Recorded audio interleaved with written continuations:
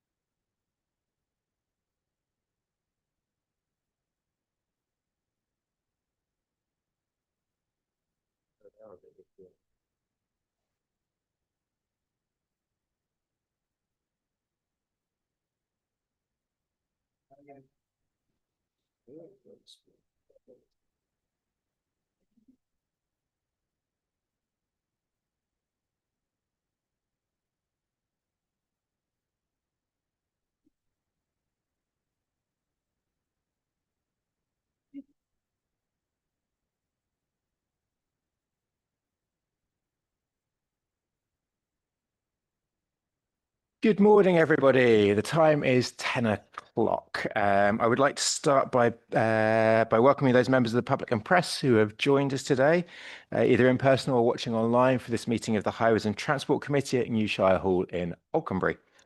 The council allows filming and photography of its public meetings, so please feel free to take pictures and post to social media /TikTok/ wherever else you might post. Can I also that everybody present turns their mobile phone to silent or vibrate whilst the meeting is taking place. There is no fire alarm test scheduled for today, so if the alarm sounds, please leave by the nearest marked fire exit and assemble in the car park. So to start with the Democratic Services Officer, please report any apologies for absence. Thank you, Chair. There are no apologies for absence. Brilliant. Nick, I think our... oh, there we go. Okay, we've got to the right thing. Does any member wish to declare any disclosable pecuniary interests or non-statutory disclosable interests? I see nobody. Brilliant. Okay. So firstly, we are asked to approve the minutes of the previous committee meeting held on the 14th of October 2025. Can I ask whether any member disagrees with the accuracy of the minutes? And obviously, please keep your comments regarding the accuracy only. Anybody? No. Okay, I see no objections to the minutes, so I will sign those as approved.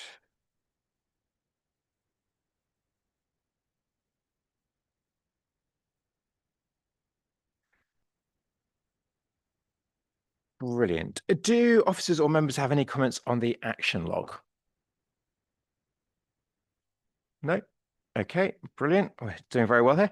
Okay, so we have accepted a petition for today's meeting, and we've also had 2 public questions.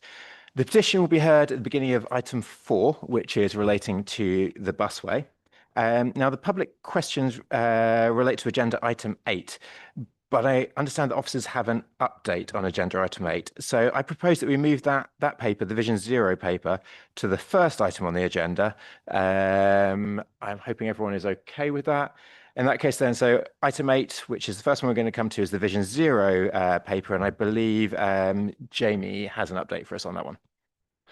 Thank you, Chair. The paper isn't quite as complete as we would like it to be, so we would like to review it and add some further content, so defer it from this meeting and discuss it at a later meeting. So apologies for that.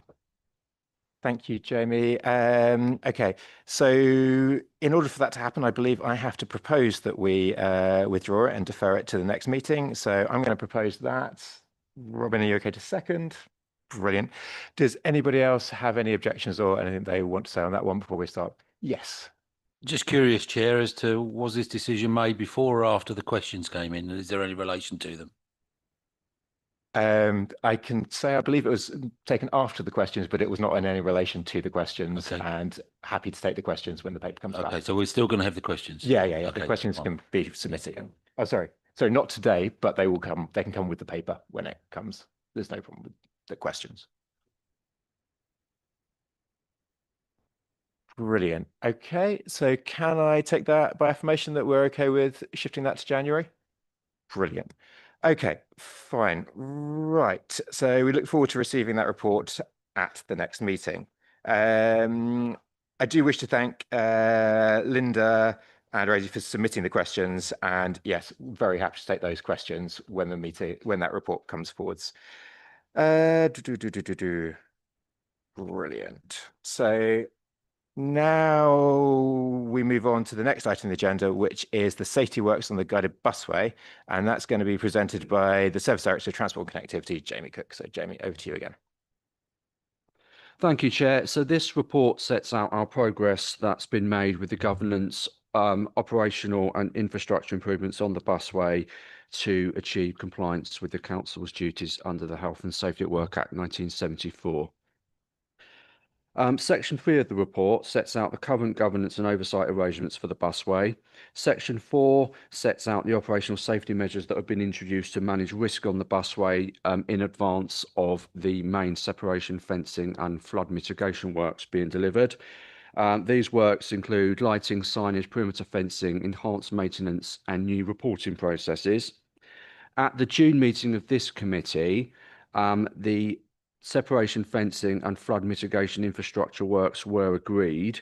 Section 5 of the report outlines the progress that's been made since that agreement was put in place at committee. Just in terms of the separation fencing works, so that's the fencing that's been put in place between the guided tracks of the busway and the active travel route. These are now well underway. It's a stretch between Long Road and Addenbrooke's spur was completed in the middle of last month, and works on the southern section have now moved to the Trumpington spur, which should be completed in April 2026. We've also got works at the same time underway on the northern section between Pagram Way and Station Road in Histon. They started yesterday. So we've got an indicative programme for the rest of the works included in Table 1. Now, an issue that's very much come up from our community engagement is a strong requirement for crossing points, informal crossing points that unfortunately we've had to close off as part of the safety recommendations being reinstated in certain locations. So we are doing a lot of work with the community at the moment to understand where those crossing points should be reintroduced. This has been particularly well informed by our community engagement meetings with Histon residents, where we are looking to reintroduce crossing points that we know have been in operation for many years and are important to the community. And you'll notice in the report, we've asked for an allocation of £2 million to take forward the design and implementation delivery of those crossing points. Then in Section 7.3, we have outlined our busway maintenance plan with a high-level summary in Appendix 2 as well. And finally, in Section 9.21 in Table 3, we've set out our budget allocation for the remainder of the programme. Thank you very much, Jamie. Okay, so we have had a petition on this one. I'd now like to invite Sheila Gill to present her petition to the committee.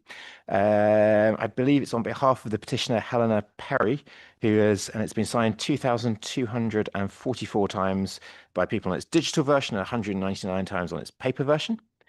Miss Gill, I think you know how to use the system. If you press the button in front of you, you have 3 minutes to present your petition, following which members will have a chance to ask you questions. And the traffic light indicator will go yellow when you have 30 seconds remaining. Over to you.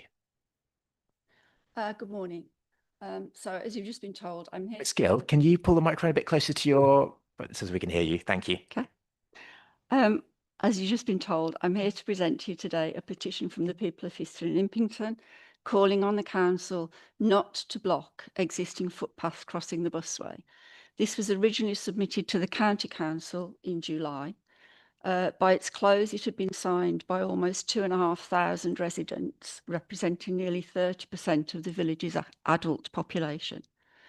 A follow-up online survey asked villagers about their use of the local crossings, and both the petition and the survey invited comments on their impending closures.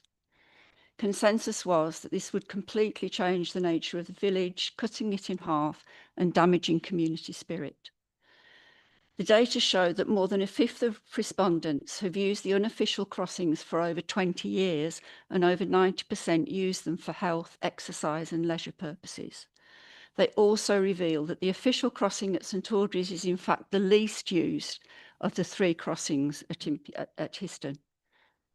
People have chosen to live in Histon or in their specific home for its easy access to nature, and some say they may actually leave the village if the crossings remain closed. There are fears that closures will affect physical and mental health, particularly for those with limited mobility or limited opportunity to get out. And as one wrote, St Audrey's Close isn't far mathematically, but it's a huge distance when you're disabled.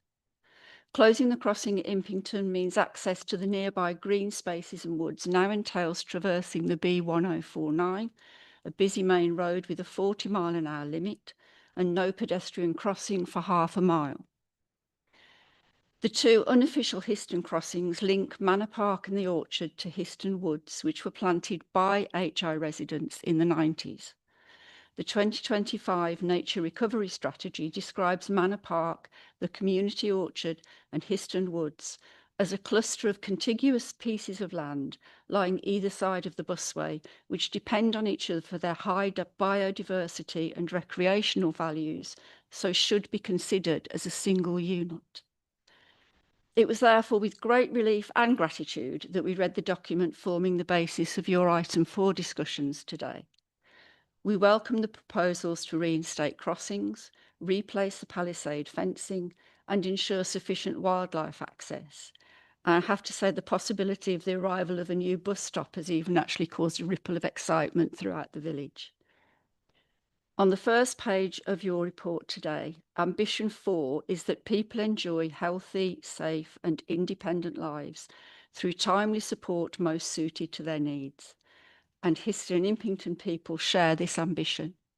So on their behalf, I'm asking that you agree to the provision of the new formal crossing into Histon Woods and of the crossing at Impington, concurrent with the installation of the separation fence in 2026.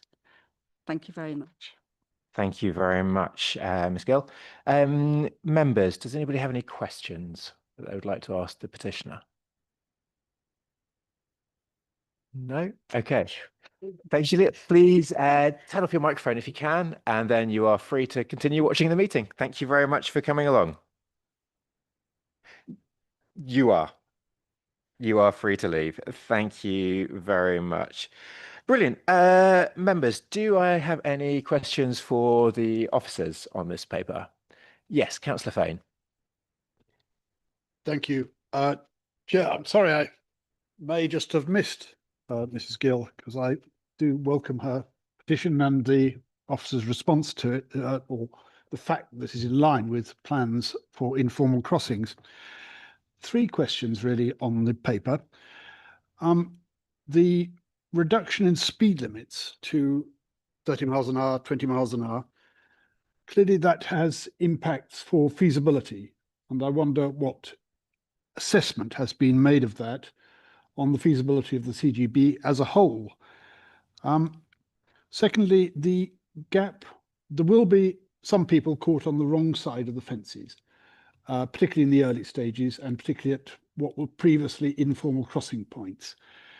And we will have people who will wedge themselves up against the safety fencing while the bus goes past, or while the bus stops to let them climb over the safety fences, or reverse. Are we convinced that a minimum 0.5 metre gap will be sufficient? Are we actually creating a new safety risk by that? And the third question is perhaps not directly related to our agenda today, but clearly there are other busways being proposed, some of which this council has voted for. Current status uncertain, pending public inquiries and so on. I'm referring to C2C and CSED, of course. What consideration does what impact is the extra cost which the council is having to incur, 6.5 million on fencing, but also many further costs, 25 million in total, I think the figure is. What implications is that likely to have for the future of other busways which may be planned, and for busway strategy as a whole? Thank you very much, Councillor Fane. Jamie, do you want to respond to those questions? Thank you, Chair, and thank you for the questions. I'll start with the first question around the speed limits. So we have a speed limit of 30 miles an hour along the entirety of the northern section of the busway. and 20 miles an hour on the southern section, and 20 miles an hour at all formal crossing points. So we've had those speed limits in place now for 2 months. They have increased journey time slightly, although not to a huge extent. The speed limits are in place as an important control measure ahead of the permanent fencing being put in place, and they are really to mitigate the risk of accidental incursion into the busway or occasional intentional incursion into the busway. As the fencing is installed, we will risk assess those speed limits and review them. So we're in the process of doing that at the moment for the southern section, where we just completed a section of fencing, and we will continue to do that as we work our way up along the tracks. I think what will also inform our thinking is visiting other busways in the country, including Luton, Manchester to Leeds, Bristol, and assessing what their speed limits are and how that works for them. Very much guided by a risk assessment. I would expect that as I said, as the fencing goes in, we will look to restore speed limits, perhaps not to exactly as they were before, but to a point where they will be appropriate for either their urban or rural settings. With regards to the second question about the fencing and the half a metre gap, once again, this has been thoroughly risk assessed, and we're of the view that putting the fencing in is an effective measure, and indeed is actually part of the BritPave design standards for busways, to guard against accidental or intentional incursion into the busway. The 0.5 metre gap will allow sufficient space to evacuate a bus should that situation arise, and we've also got gates equally spaced along the length of the busway fencing to enable people to do that as well. I accept the point that it's possible for people still to access the guided tracks, and that there would be the fence preventing them from getting off of the guided tracks. However, the only point they'd be able to do that in the future will be at official crossing points, which will be clearly signed, and we will put as many measures in place as we can to prevent people from doing that. In terms of any design implications for future busways, we're very much working with colleagues to consider what would be a good design standard for the future busways. I think it's important to recognise that any additional measures that we put in place on those, in accordance with the BritPave standard, and also what we're learning from visits to other busways, which have been judged to be well designed and very safe in their operation, will be cheaper to be put in place from the outset than they would be to do a retrofit, which is currently what we're doing at the moment. So I don't think any of those measures would substantially increase the programme budget for those large schemes. Thank you very much, Jamie. Next, I've got Councillor Dupre. Thank you. I wanted to ask a question about paragraph 4.17 about defects on the busway and reporting defects. Are reports of defects on the maintenance track or the busway track fed into the same system as that for regular roads and pavements? And how are they then dealt with, whether they are or not? And does the guided busway, whichever track it is, have its own standards? Because I couldn't see anything. I appreciate that in the paper we're going to come to later, the standards, it says that the busway is managed elsewhere, but there are presumably standards. Are they published? Are they different to the standards for carriageways? And how are they reported and considered by this committee? Thank you, Councillor Dupre. Jamie? Okay, thanks for the question. In terms of how defects are reported, we've got QR coding on the busway, so anyone using the busway can report to us via that mechanism or via the website. The way the defects are dealt with is actually quite different to the way that we would deal with defects on the adopted highway, because the busway is designated as a place of work, and that applies primarily to the guided tracks, but also to the majority of the shared use track as well, some of which is a public right of way or bridle way, which slightly changes its status. because of the Health and Safety at Work Act 1974, we have to repair defects on the busway more quickly and assess them in a different way to the way we would on a carriageway, where they would be categorised differently and have a different timescale to respond to them. So, and the way we do that, we've got two ways of dealing with the issues. We've got our in-house team that will deal with relatively minor maintenance and defects issues such as vegetation, missing signage, minor defects on the track itself. And then we've got our more specialist contractors that will either deal with vegetation or complex beam lifts on the guided track, and some of that also goes through the M Group Commission as well, to fix some of the defects that we get that we feel would be dangerous for pedestrians or cyclists. If I can come back, when someone uses the QR code and says there's a defect on the busway, does that go into the same system at the back end as if I reported a pothole on a road or a pavement that had a trip hazard in it? So yes, it does. It goes into the Aurora system and would be picked up that way. Thank you. And then where would I find the standards for repairs to the busway? I know if I want to find out what the standard is for a road or something, I can look in the standards document that we're going to be discussing later that is revised regularly. Where do I find the standards for the busway?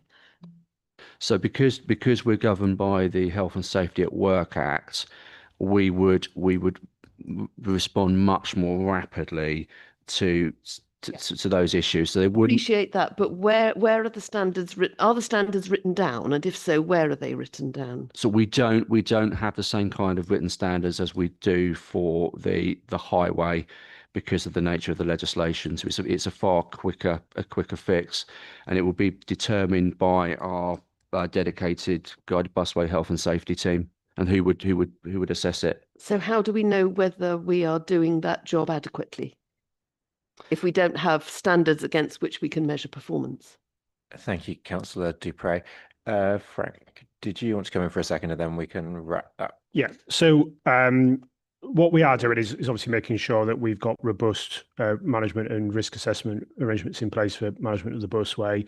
And as part of that, we're updating what's going to be called an operation manual, which will cover the detail that you've outlined. And I think the second thing is, in two further points, those standards, we've got a website set up which outlines a number of key features of the busway management. We should therefore, based on your questioning and what I would want us to do, is publish those standards.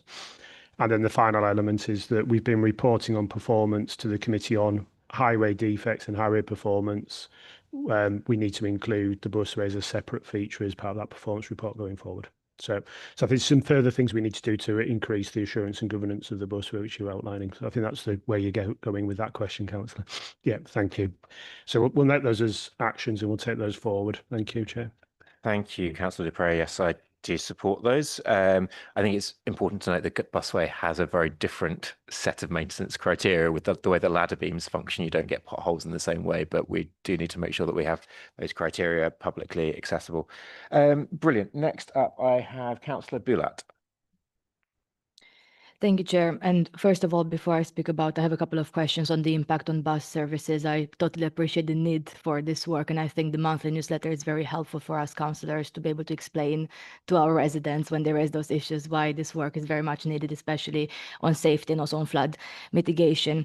But I wanted to ask a couple of things on the impact on bus services, because the report, you previously mentioned in one of the previous answers around the bus journey times are impacted slightly, but not hugely. But then when you look at 4.8, 4.9, it does say, we have had some operational difficulties raised by bus companies. It does impact on the attractiveness of the busway services. And there's a reference especially to the Tiger One service, which was quite recently introduced. And in my view, it wasn't as well advertised as it could have been by the combined authority. So I'm quite concerned that we're looking already at some services with already lower passenger numbers, and they could have actually actually decreasing the passenger numbers even further, and therefore it leads us to a very easy case for those bus services to perhaps being considered to be cut in the future if we can't actually prove that they work commercially. So I'm particularly concerned about the Tiger One reference. So my question is, do we actually know by how much those journey times are increased? And secondly, which demographics are more impacted? Do we see that the busway attractiveness is lowered in perhaps the younger people using it? And I'm thinking in particular about the wider changes. Obviously, we heard the news about the Tiger Pass. So I'm concerned about not specifically this, but the overall package of changes, franchising being delayed, the Tiger Pass changes, plus this. Overall, they might have an impact to really put off, let's say, younger people using the busway, going to college from St. Ives to Cambridge. So, do we have data on exactly what is the impact on journey time? How can we communicate that better to residents? Because I think there's an issue of perception as well. I met people in my area saying, well, now it will double the journey time. I know that's not the case, but it's like how much is perception versus what actually happens. And then secondly, are there particular demographics we can do more comms with, such as younger people, to actually reassure them that they can still use the busway? Because otherwise I'm really concerned in that demographic. If we're looking at about 2 years, I mean, we're looking at the northern section to start in the summer. I know it will take a long time. That's exactly the demographic where you think, well, we have 2 years of delays. I will now go and buy a car because it'll be more efficient to go to Cambridge like that. So I'm kind of trying to prevent that if we want to increase the use of public transport. So yeah, question around the data. Thank you. Thank you very much, Councillor Billat. And yes, I totally support your points there that we do need to make sure that we're publicising these and making sure they're not affecting the public transport offer and that young people are still choosing to take those. Obviously, these speed limits are meant to be temporary until the busway is in place. And I will very much support, and as our member on the Transport Committee, be making sure that when discussions come up regarding bus times, that is fed in here and that these delays should not be considered as part of the decision making. But Jamie, do you have any of the data on the delays that we are currently having? That part of Councillor Billat's question.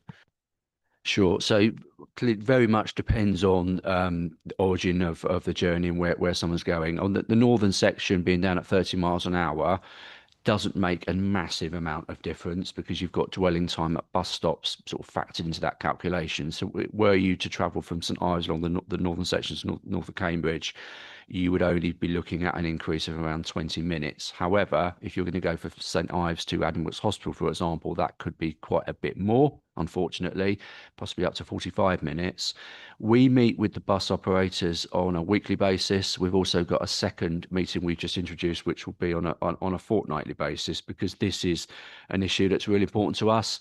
The safety works are absolutely essential, but in designing those and risk assessing those, we very much wanted to keep the busway open and operational because, as you've outlined, it is an absolutely crucial transport corridor for us. We will do all we can to reduce the negative effects of the works on journey time. So we will investigate nighttime working if that's feasible. Where we've done the fencing works on the southern section, we've maintained one lane operation so that buses don't have to go off into the city. And then where we are going to have to divert buses for works, we will make sure those diversion routes are clear and that they're not going to clash with any existing street works that are planned. So it's really important to us we do as much as we can to maintain the attractiveness of the guided busway and also to conclude the works as quickly as we can. And as I said earlier, as we move further up the track and complete the works, we will look to revise the speed limits. So every bit of work we complete, the journey time will improve. Thank you very much, Jamie. And just to add to that, I know one of the issues that has been facing some of the bus operators is other delays on the network, particularly the Hills Road gas works. And obviously those are now coming to an end early and will not be returning. So hopefully in 3 days' time, I think it's the 5th of December, those should be wrapping up and we should find that Hills Road is a lot freer, which will help with the bus routes on the way to Addenbrooke's as well and reduce that journey time. Okay, next up, Councillor Hathorn. Thank you. So yes, I'd always also like to begin by expressing my gratitude for this paper. Arguably, the paper that came in June was initially handled quite clumsily in relation to the residents of Histon and Impington, but council officers have come to the community. They have listened to some often quite angry people and I would like to express my gratitude for how it is currently being handled and what's in this paper. I'd like to ask about 4.11, which is the inappropriate use of speed on the maintenance track and the speed limit. Absolutely trying to manage the safety on the maintenance track is really important, and I appreciate in principle what is being proposed here, but I've got a number of questions. So it says here that 15 miles per hour is the governed assisted speed limit for legally operated e-bikes in the UK. And I know it's pedantic, but actually the speed limit is 15.5 mph, which corresponds to 25 kilometers per hour. And I know it's pedantic, but if you look at the Busway Facebook group, people are absolutely on top of this. So there's a difference there between the proposed speed limit and the limit at which legal e-bikes and scooters top out as. So how is that going to be incorporated into how speeds are dealt with?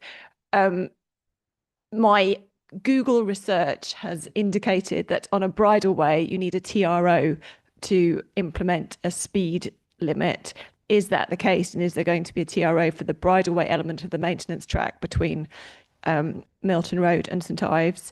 And how will a speed limit on a maintenance track where people are cycling and running and basically using vehicles that don't have speedometers, how does that work? How is it going to be governed and implemented and managed?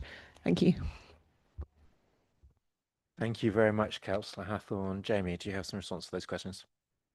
I do, Chair. Thank you for the question. First of all, the speed limit of 15 miles an hour. Yeah, we accept it might be slightly more than that when we convert from kilometres to miles. We can look into that. We can calibrate our equipment differently. So happy to take that one away and have a look at it. With regards to the status of the maintenance track and the bridleways, it's a mix, so it varies in different locations. But once again, if we need to explore the TRO route, so we can do that. I think our initial priority was just to take some immediate actions to control the risk, because we felt there was quite a significant risk presented of excess speed. But we will take that away and have a look at it.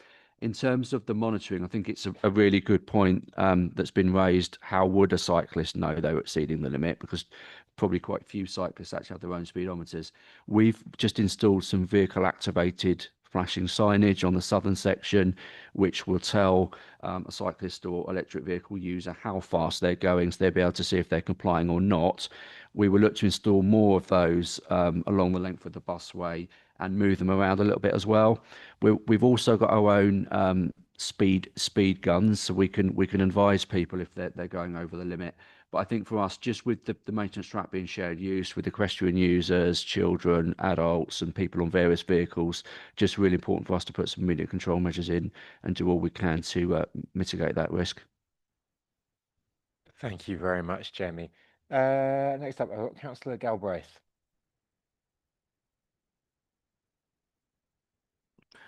Thank you, Chair.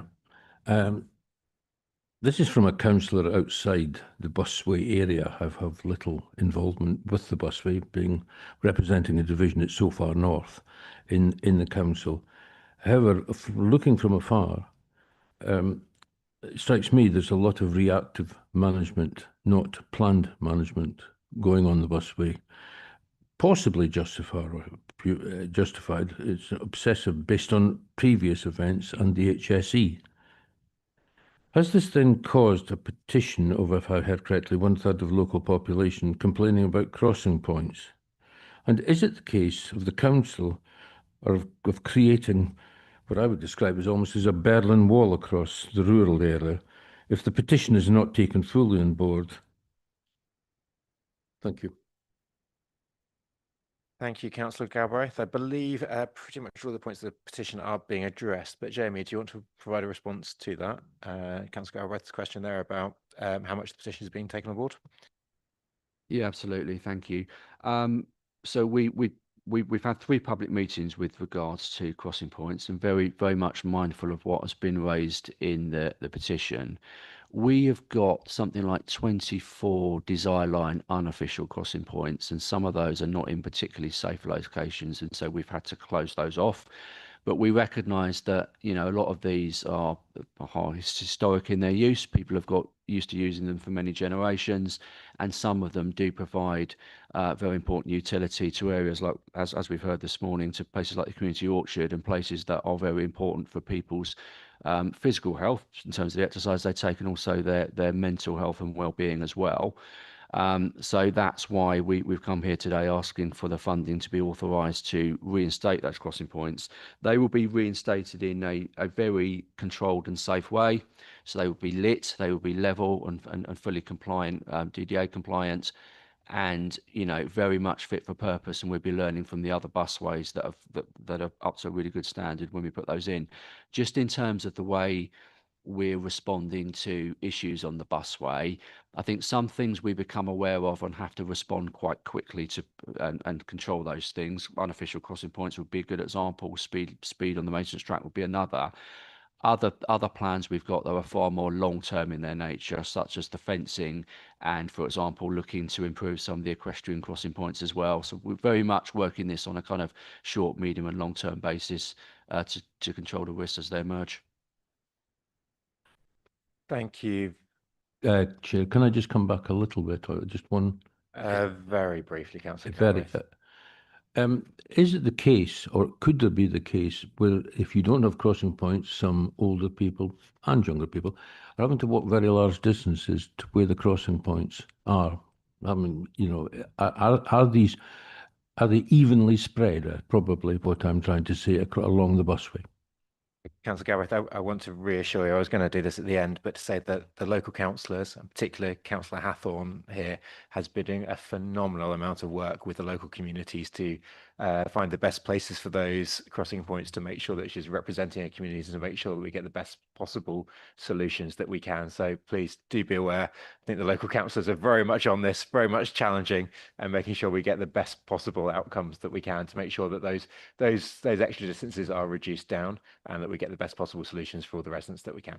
Thank you. Thank you for that assurance. Of course, it's very difficult for me to find out this information without it being published. I invite you to come for a walk along the guided busway at some point if you would like to. It's a lovely route in the countryside for that part of it.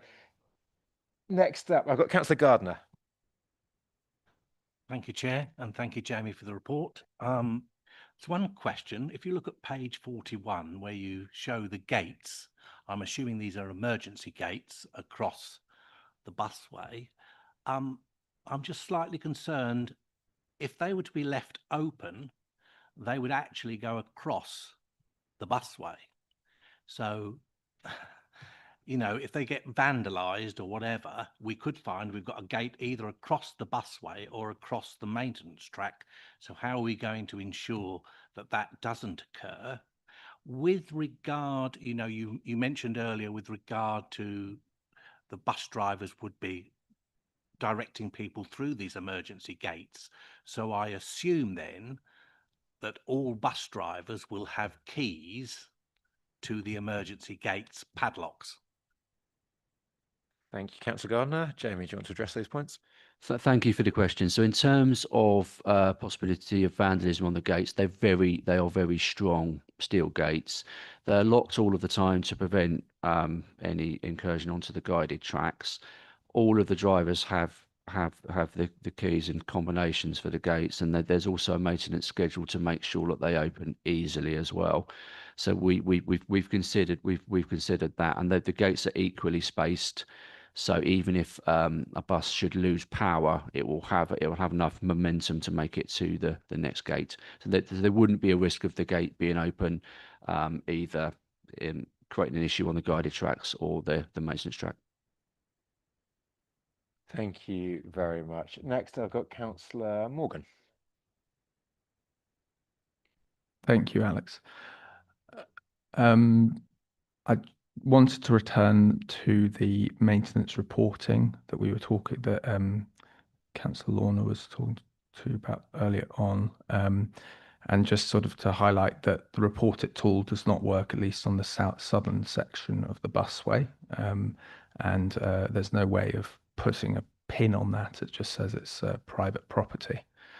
And there is no section on the normal report it tool either for busway, recognizing that there are these QR codes that you can scan, but how are we meant to know that, how residents really meant to know that they can use that? And we should make it as easy as possible for residents to report these things. They have busy lives, and if they can't work out how to report issues, they might just keep on walking. So I just wanted to ask, can we try and make sure that it is integrated, hopefully, into the Report It tool? I also just wanted to highlight that we're spending a lot of money because basically we're forced to, / there are genuine safety concerns on this route. But the sort of visual appearance of parts of the route has been left to decline quite a lot. There's quite a lot of areas with a lot of graffiti, and it is a unpleasant place to walk through. And so we're simultaneously spending a lot of money on these items, and in some areas it might be justified, some areas it may be less justified to spend on these fences, but we're forced into that situation. But we are basically ignoring some of the sort of other things that give amenity to our local residents in these areas. Thank you very much. Jamie, do you want to address those points around Report It, or David?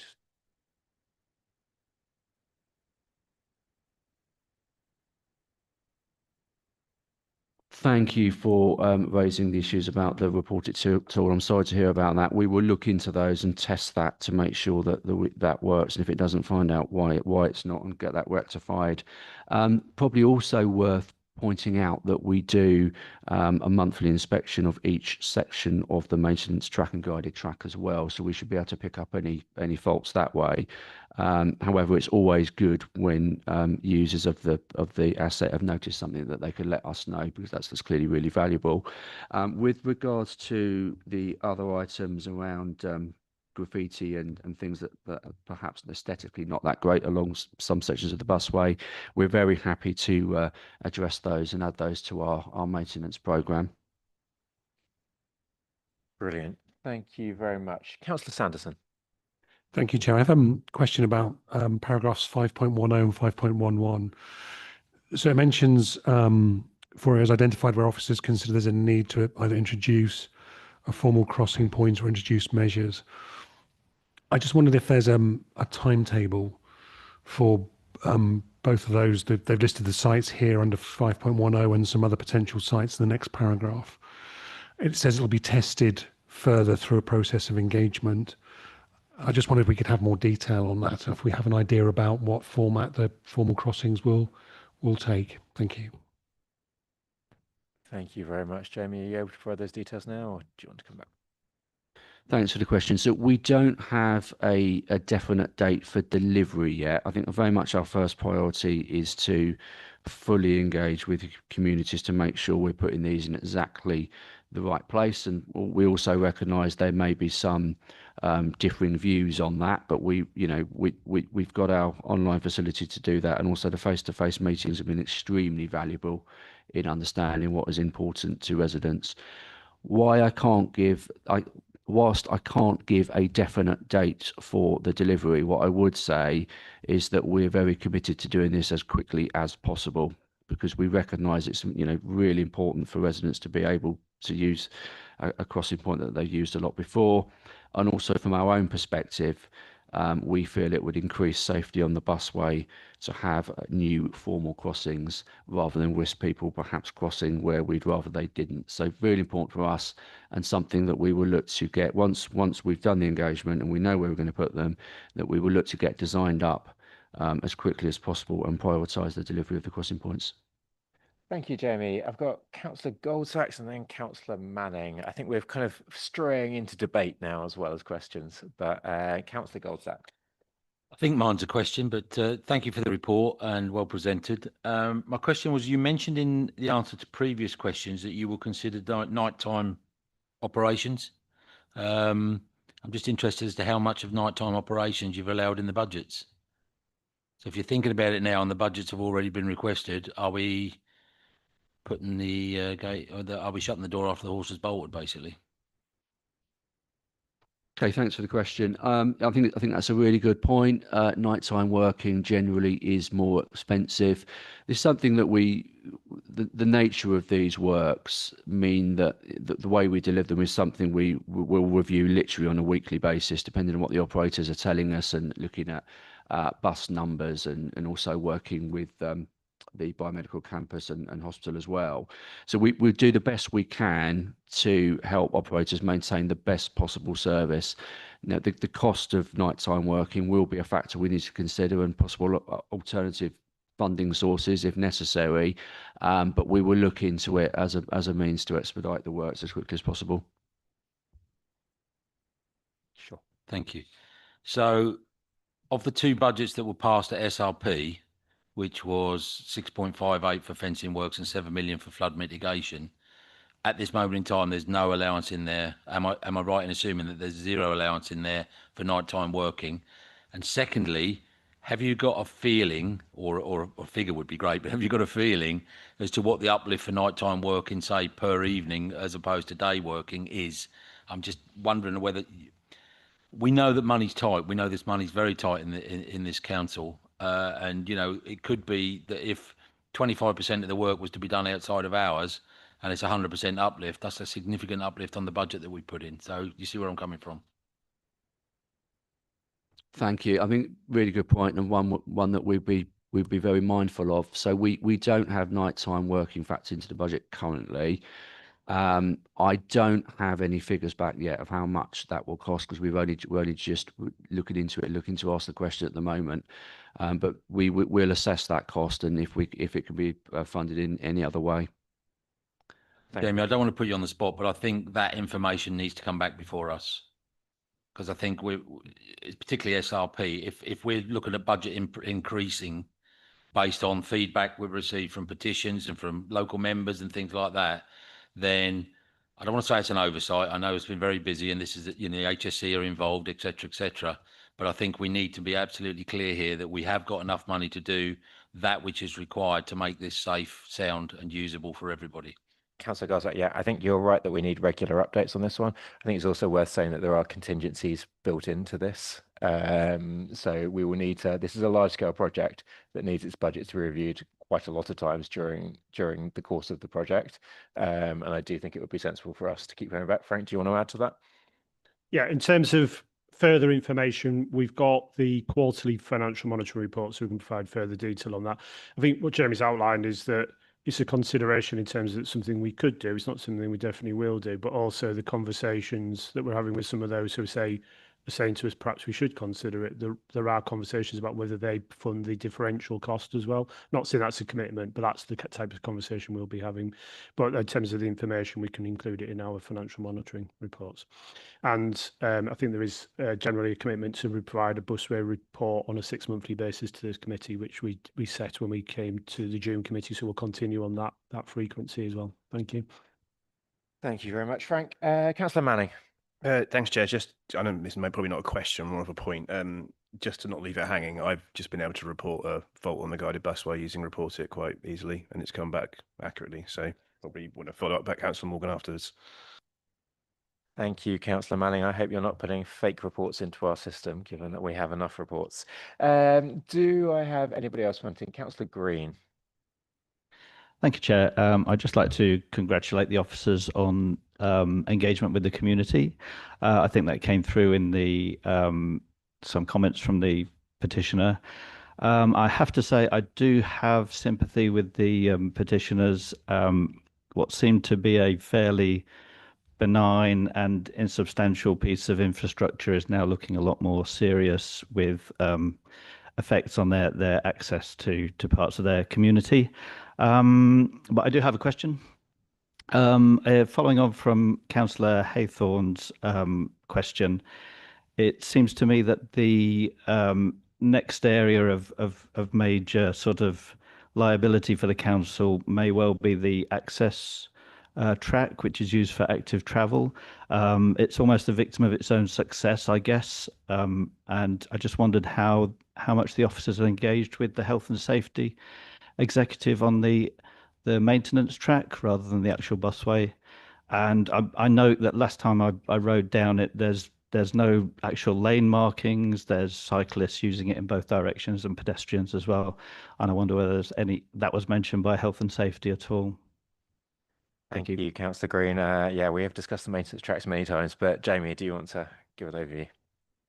Thank you. So really good points in relation to what the Health and Safety Executive did actually discuss with us when they went out, visited the busway with us in early October.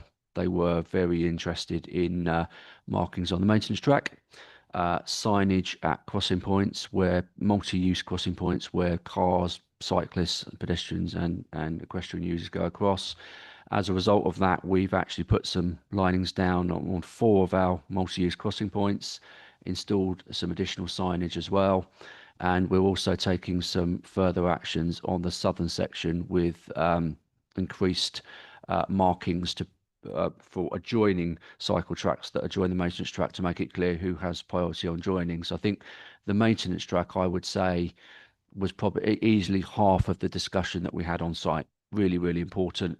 As I mentioned earlier, we've had our first vehicle activated sign go in last week for speed limits for cyclists, and we will do a lot more of that.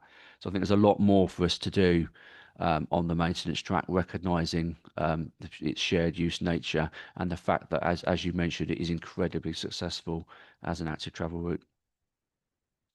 Thank you very much. Do I have anybody else with any questions or debate? Nope. Okay. In that case, then, firstly, I do just want to say a quick thank you to Jamie and the team. I know this has been an incredibly difficult project, and I really appreciate the work that you've been doing in taking this seriously and really addressing those years of guided busway safety not perhaps having the focus that it should have done. So really good to see this coming forwards.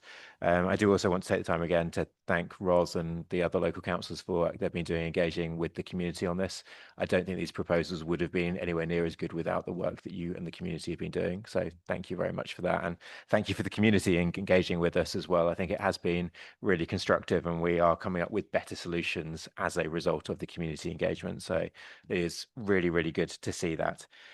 So committee, we are asked to approve the revised detailed budget allocations for delivery of the required health and safety works, which include the provision of additional safe crossing points across the busway.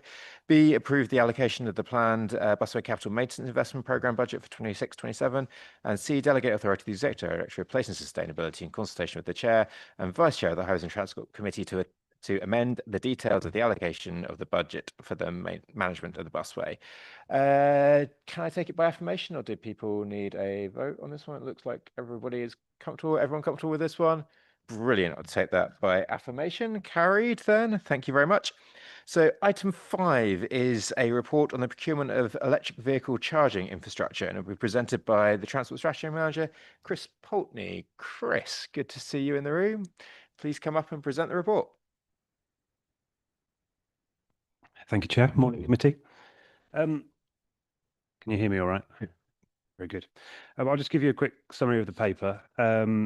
This is a project which is going to support the delivery of electric vehicle charging infrastructure across the county. It's using the government's local electric vehicle infrastructure fund, which is a national pot of money, with 2 key objectives. One is to accelerate the deployment of public on-street charge points, specifically to support residents without off-street parking, and then also to accelerate private sector investment into local charging infrastructure.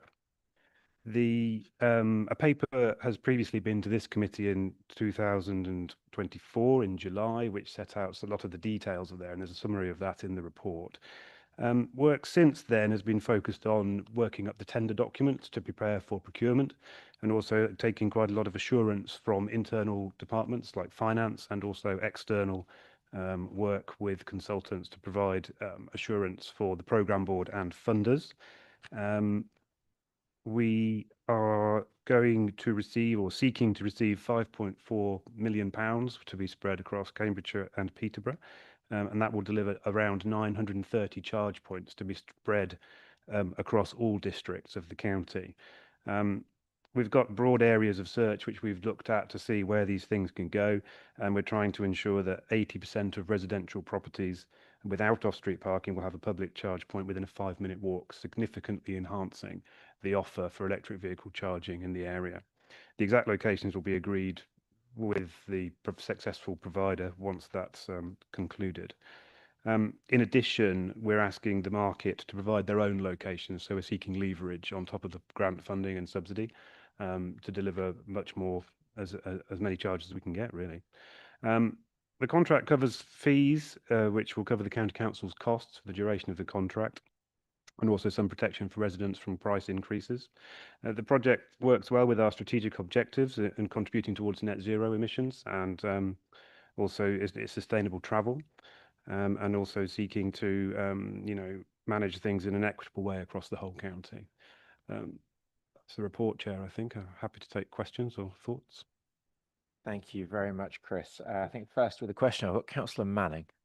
Thank you, Chair. Particularly welcome 3.12 and 3.13 in the report, which is the gullies stuff from the government. It's a particular issue in bits of my division.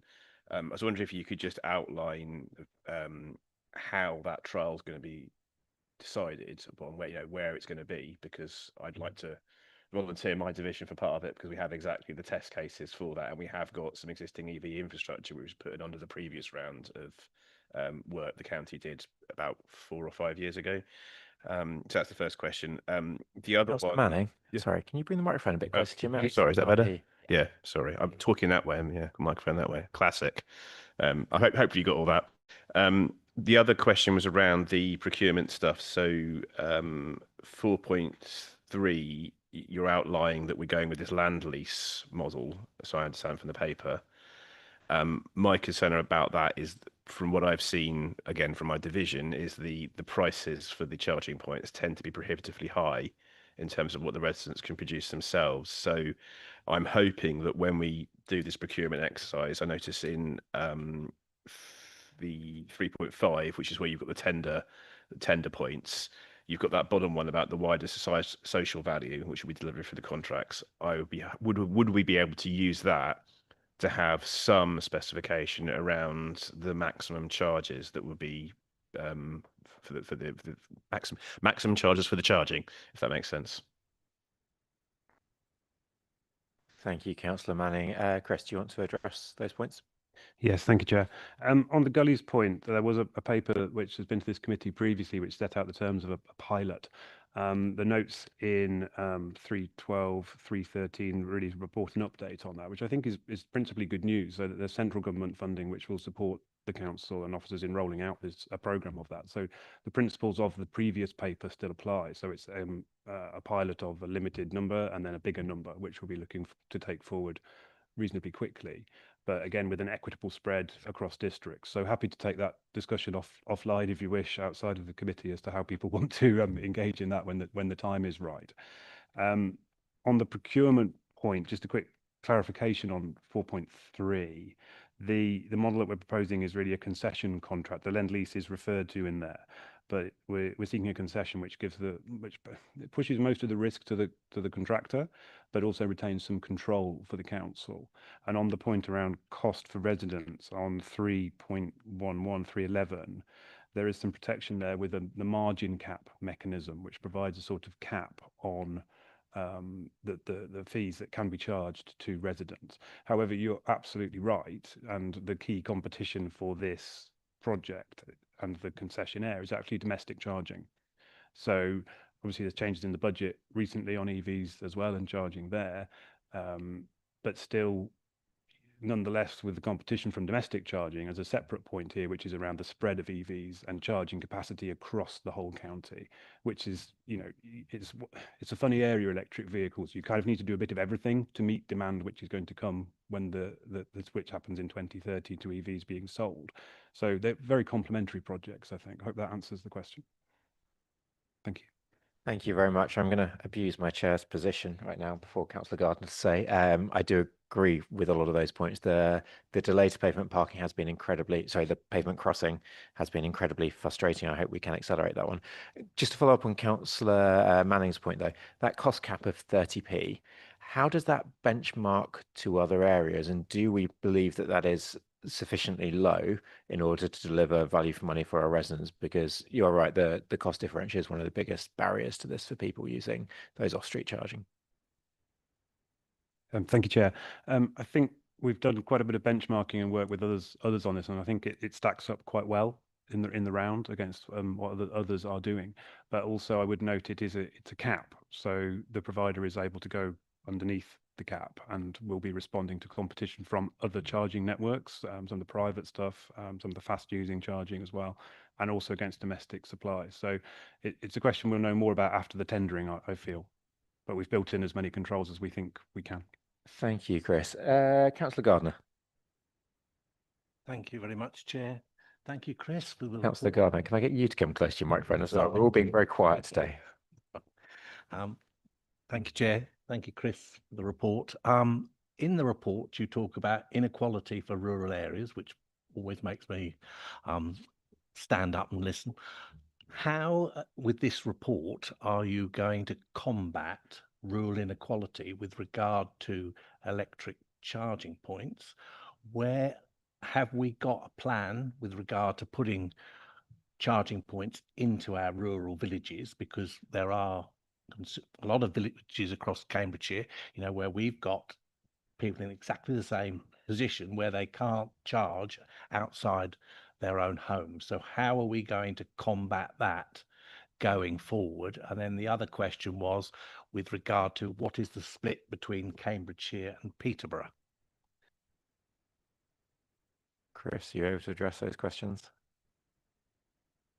Yes, I'm very happy to provide some assurance on the first point. I must confess I may need to look up the answer to the second. In terms of the equity point in the distribution, if you refer to the report, it talks around 930 and 3.7. It's absolutely the case that those are spread throughout the districts. So they're based on a postcode assessment of need. And one of the things here is, particularly with this specific subsidy, is it is entirely to not have all the points where they're commercially needed. So where it might be a bit quieter out in the rural areas and there are lower ownership of EVs to Cambridge or St Neots, say, for example, then that's entirely the point. So the network goes in and covers geographically the entire area through the install phase, with then the option for some slightly more commercial points to be brought forward in the more urban areas as well. So absolutely, this covers every district and will cover all the villages. It's a comprehensive selection of postcodes. Happy to provide the data afterwards if that would be of interest. Thank you very much. Councillor Gardner, you look like you want to say something else. Thank you very much for that, Chris. I do appreciate that. But, if you look at certain villages, and I'll try not to be provoking, Chair, but if you look in like one of my villages, Kimbolton, we do have an awful lot of on-street parking. Is that the sort of village that we're going to look at going forward? Because we do need to be seen to be doing something in our rural villages.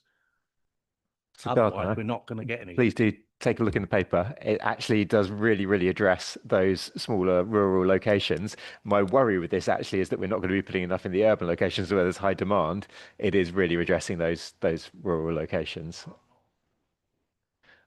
Okay, I think this is probably the biggest project we've had to address those rural locations. Okay, next I've got Councillor Edge. Councillor Gardner's kind of stole my thunder with where I was going a little bit, but I do just have something to just try and probe a little bit more into. So we talk about the 80% coverage. I'd just like to understand a little bit more about whether we've done enough modelling around the 20% that we're not going to be covering.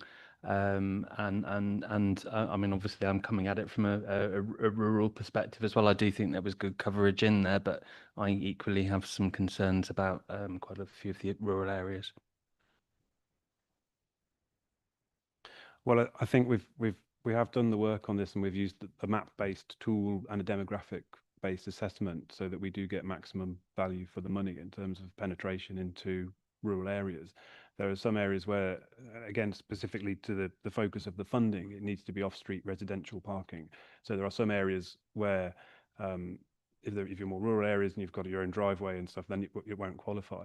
But for the smaller villages, then it does provide good coverage, and we've got the work to do that. I think we've done as much as we can on that. If it's of interest to committee, I'm happy to sort of share the work we've got on that in terms of the postcode assessment. That may provide some reassurance to members. Thank you, Chris. Yeah, I think that would be great. I'm sure members would love to see that postcode mapping and the maps that you've got of that. I hope that addresses your question, Councillor Edge. Councillor Hathorn. Yep, I've got 3 questions. So,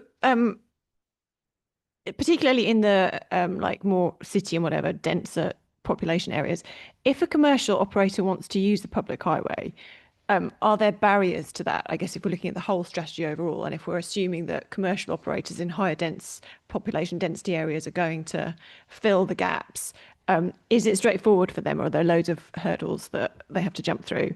In a rural location, if you're only installing one within a 5-minute walk, is the plan to install the types of charger that could be to put the infrastructure in that could put additional chargers in the same place, and without it becoming massively complicated, is there any capacity of if a parish council, if there was to be a charger installed in one parish area and the parish council wanted to supplement that with an additional charger, is that a thing that could happen, or is that massively complicated?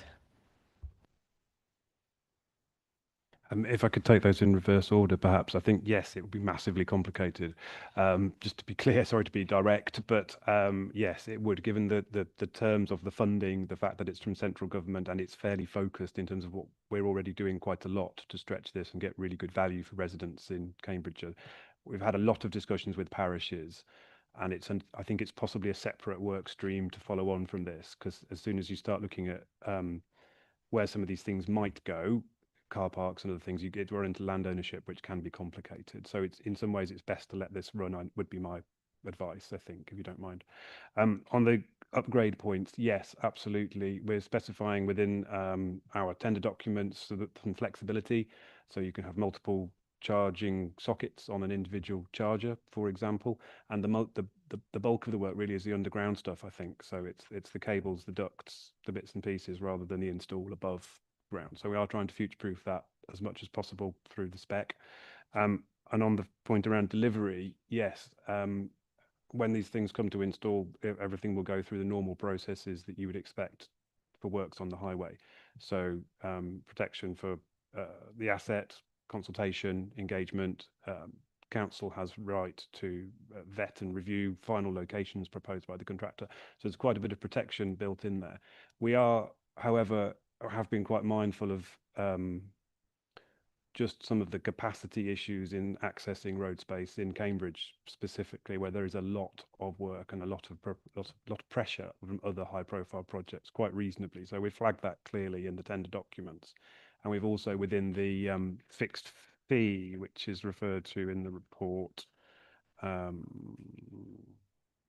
which covers the council's costs, we have also tried to provide some additional resource where we see pressure. So in areas like street works or permitting, where there's a lot of pressure on resource, when we're bringing in an additional pressure here, we're trying to sort of provide some funding for additional resource to try and smooth that and do what we can with it. So hopefully that answers questions. Thank you very much. Councillor Morgan. I just wanted to understand more on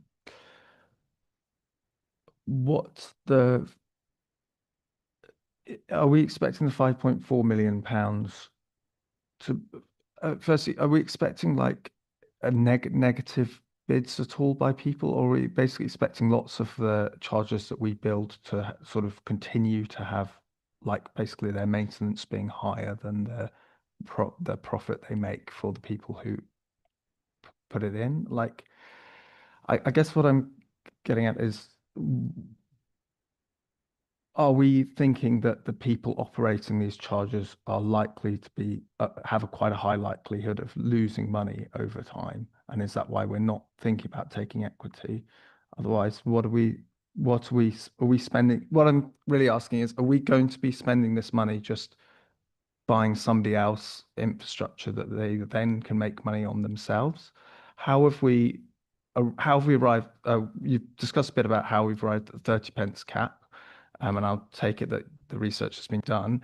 But what about the 1 pence margin as well? Why are we not thinking of increasing that margin, even if we doubled it to 2 pence? And do we have any idea of what kind of recurring revenue stream that 1 pence margin might be giving us? Even, it seems like a 1 to 2 pence, a pence change of 1 pence to 2 pence might be quite a trivial change, but might give the council quite a lot more return.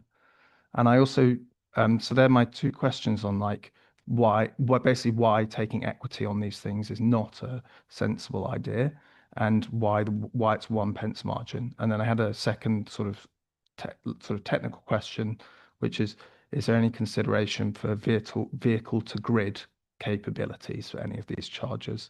And is that thought of as a thing that might be useful on some of these? Chris, are you able to provide some clarity there? I will attempt to. Good questions, I think. In terms of the model and the point around risk and equity, there's a balance, as I sort of mentioned already, there is a balance between sort of risk and reward here. I think the direction which is assessed here is that we don't want any liabilities for the council. So when the charge points are installed, we want somebody to operate them, clean them, fix them if they get repaired, answer the phone, cover with complaints, deal with the bank. We want that to be all done for us, and we don't want to take. Chris, sorry, can you put your microphone a little bit closer? Oh, sorry, Councillor. Yes, apologies. So we don't want to be in a position where the council's exposed to risk through this contract. But if we just give £5.4 million away, we don't have any risk. We literally just, we're not risking that money loss. We've lost that money. Well, it's central government funding, and in terms of the equity, we're seeking to drive this to get as many, real penetration of charge points across the area. In terms of the financial offer, then we're seeking a model which gives the contractor a lot of control, but also gives us control over where they put them and how they do them. Within the model, there's the subsidised charge points, and then there's commercial charge points as well, which will provide even better coverage, we hope. And then in terms of the stake we've got in it, then it's just we've proposed a very simple model, which is 1 penny per kilowatt hour. Until we've been through the tendering process, I can't say what that will mean in terms of pounds and pence. In terms of income, I can't do that because I don't know what the answer is, and I'd be reluctant to commit to a sort of number. But we feel that it's a very simple way of doing it. That means you don't have an extensive discussion with the contractor on when is a profit, when is, they've got lots of other long-term contracts where these mechanisms are really complicated. So it's a simple way. As to whether you could increase it or not, I suppose you could, but it does give us some skin in the game, if you will, in terms of a potential income stream in the future. I guess Councillor Moore, I think it's probably best. This could be a very long discussion on exactly how you do this. Discuss afterwards. And I'm also very aware that a lot of this comes from the government levy requirements on the money, and that it's coming through the combined authority. So there's a number of different partners that have different requirements and different ways that has led to it being formed in this way. It's not 100% our decision, but maybe we can take that away. Councillor Bulat. Thank you, Chair. And on the one point on the previous trials, I think it would be interesting to get the data on the use and also the lessons from the consultation, because having been involved in one of the trials previously as a county councillor for Abbey in Cambridge, I know how controversial it could be. So if we can actually prove that they are actually well used now, and we have some lessons from the consultation, I think we can make the point for other areas much easier in the future. My question is around actually one of the announcements in the budget, which is the paper mile charge for electric vehicles from April 2028. And I know the government will be consulting on how this scheme would work. So the question related to this is, are we assessing to what extent this new announcement could actually impact, I would say, the speed of change? Because I don't have any doubt that at some point most people will transition to EVs and there will be this demand for the points, but I think there will be an impact perhaps on the speed of that change. And if we're participating in that consultation in any way, especially from the perspective of the EV infrastructure across the county as well. Thank you. Thank you, Chris. Is there anything you want to address there? Thank you. I mean, the budget announcement is fairly recent, so we've not done detailed work on that. But again, I'd come back to the point that this is a subsidy which covers off the gap funding, and to achieve, the need to the demand and supply for vehicles by 2030. Once that kicks in, regardless of the overall tax changes at that sort of macro and national level, we will need this project for capacity. We will need domestic supply. We will need car park. There's going to be a lot needed to replace and cover. So I don't think we've looked at the detail of the budget announcement yet.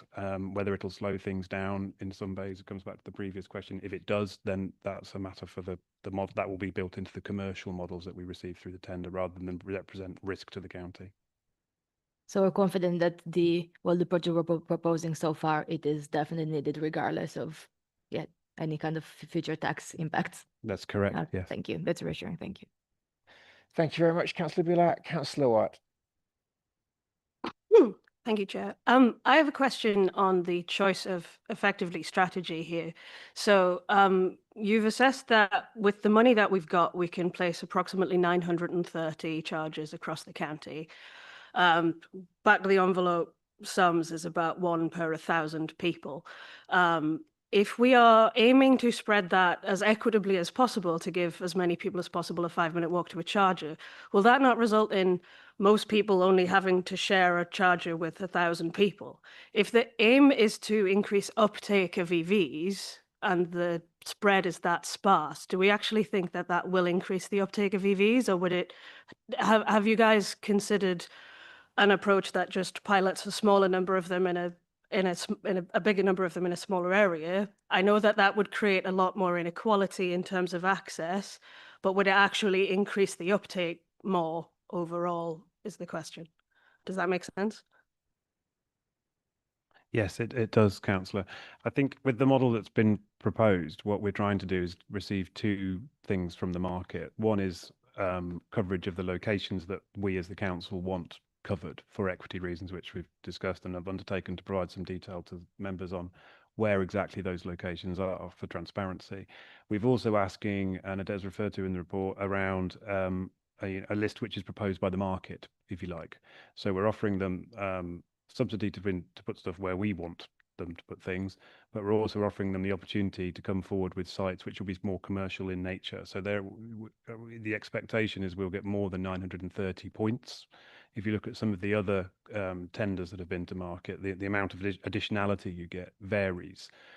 Brighton had a reasonable number. I think Suffolk had a large number of additional points, which will then come forward on a commercial basis.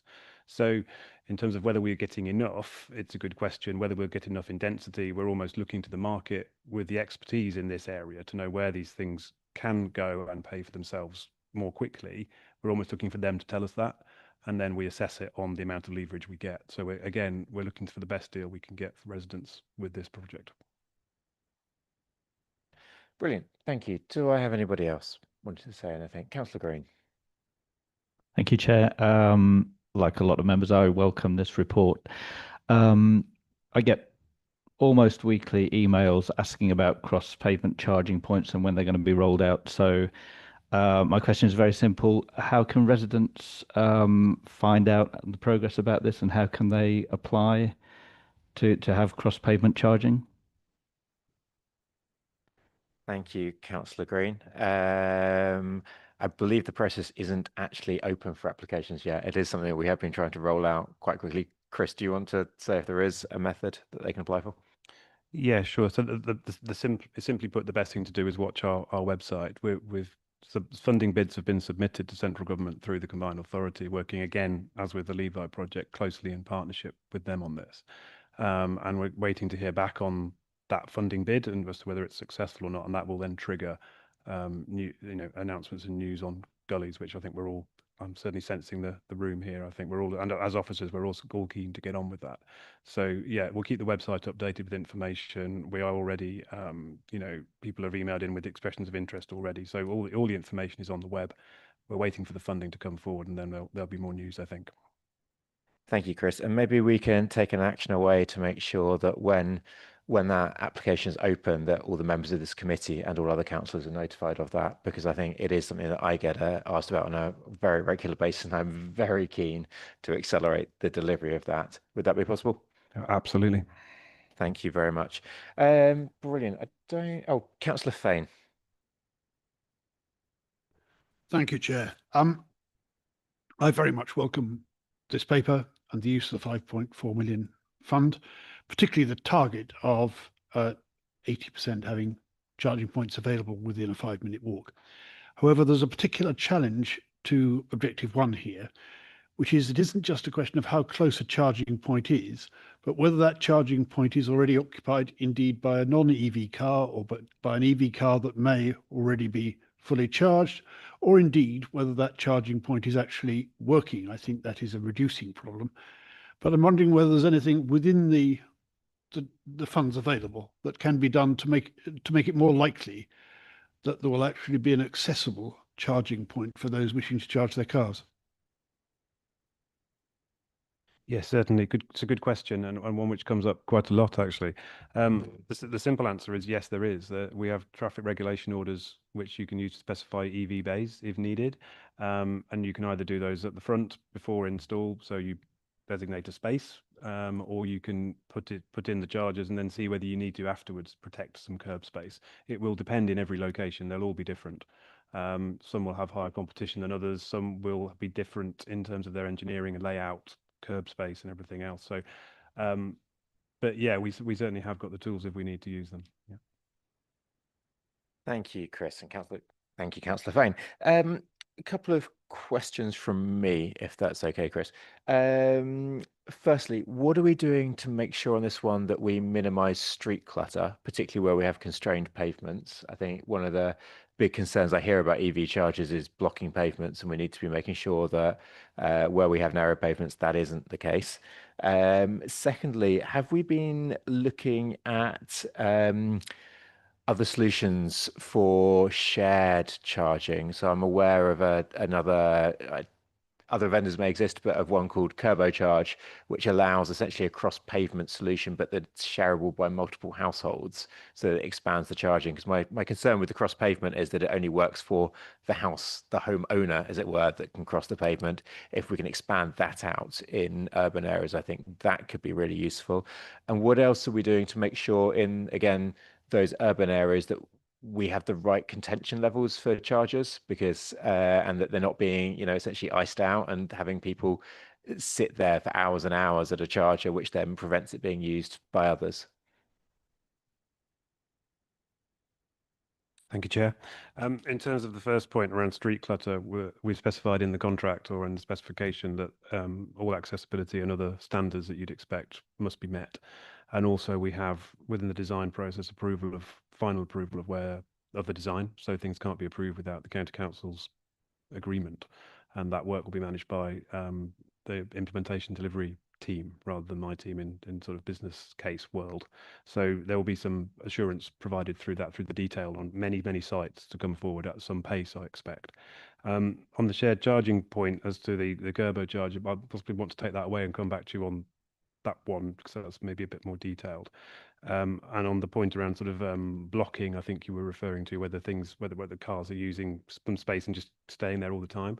I think there are mechanisms which you can do through the charging capacity, the regime. If you overstay in the space, you can be penalised for it, I believe. So it's a question we'll be looking to the market to solve. But we need utilisation, and it will incentivise the contractor to make sure that there's turnover on these sites as well. If we can make sure that that's in the contract to make sure there is as much turnover as possible, what we don't want to see is these becoming individual chargers for one person. We want them to be used as widely as possible by, as many members of the community. Right, members, I don't think I have anybody. Oh, yes. Okay, Councillor Edge. Sorry, it's just a quick one. The recommendations here are quite open, and I think there's a lot of questions being asked. I'm just wondering, is there going to be an opportunity to kind of get another report coming back in terms of how this is progressing? Because I think there's a lot of a lot of interest here, I think, and a lot of things that people want to kind of get updates on. So Councillor Fane, as I have said, many other people, Councillor Gardner will know this very well, that agenda planning has to be done via spokes. But I'm very happy to take that away. I think probably updates on EV charging is something that we should be doing regularly. It is something that is really, really important as we move to net zero. So very happy to take that away. And as and when updates become accessible, I think that would be really good. So yes, very happy to take that away via spokes as per the Constitution. Brilliant. Okay. Members, firstly, thank you very much for bringing this forward, Chris. I think this is a really good news story. I think historically we have seen charges only rolling out where it is financially more attractive. So that does incentivize urban areas. So it's really good to see these coming to the more rural areas, even if not every village will be there to start with. We do need to be making sure that there is equitable availability of chargers and making sure that we get the best value that we can as we move towards the net zero transition that we must do in electric vehicles. So thank you for bringing that forward. I think this really is a good news story, and it is good to see us getting some government support from this one as well to be able to bring these out. But members, we are being asked to delegate authority to the Executive Director of Place and Sustainability in consultation with the Chair and Vice Chair of the Highways and Transport Committee to award and execute a 15-year contract for the provision of electric vehicle charging infrastructure starting 2026 and extension periods. Can I take that by affirmation, or is there anyone that is disagreeing with that? Nope. Okay, nods all round. That's very good news. Okay, brilliant. Thank you. Okay, thank you, Chris. Next up, we have agenda item 6, which is the council's draft asset management strategy. I know that sounds incredibly dry, but I think it is probably one of the most interesting papers for me. It's how we fill potholes. So, Josh, over to you to present the report. Thank you, Chair, and appreciate the enthusiastic introduction as well. This report presents the Council's draft asset management strategy for review and feedback by the committee. The asset management strategy, which includes the asset data strategy as an appendix, sets out our approach to managing and maintaining each of our highway assets. It is expected that following a review period, a finalised version will be presented to the committee in spring 2026 for approval. The Council's highway activities have a significant impact on users across the county, being of high priority to residents and communities within Cambridgeshire, as well as wider stakeholders using our highway network. This has been highlighted in the annual Quality of Life and National Highways and Transportation Network surveys, with key improvement areas being identified, including the condition of our road surfaces and the maintenance of our footpaths and cycleways. Our most recent Quality of Life survey has found that public satisfaction in highways is now at 28%, up from 21% the year before. This is a significant improvement in just 1 year, although there is still plenty of work to be done. For this reason, new ways of working for highway maintenance are proposed to be implemented as set out in this report and appendices. This is a fundamental change to how highway maintenance has previously been delivered. This is captured and explained in 2 new documents which have been produced. The Highway Asset Management Strategy sets out how the Council will maintain its assets. This can be found in Appendix 1. The strategy provides detailed plans by asset type for how asset management will be implemented in practice. This includes clearly defined approaches, inspection regimes, investigatory levels, prioritisation processes, and management plans by asset.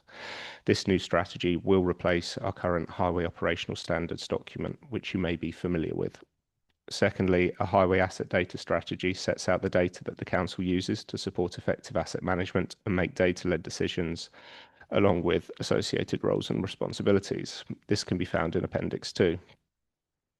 Within the strategy document, key proposed improvements include a more transparent approach to asset management, key performance indicators in the form of service standards, which can be reported to H&T annually, a clear improved approach to customer engagement, how we will be sustainable, how we will focus on quality outcomes and efficiency, and how we will use data. A steady state figure of £58 million per year over 10 years is highlighted within the strategy.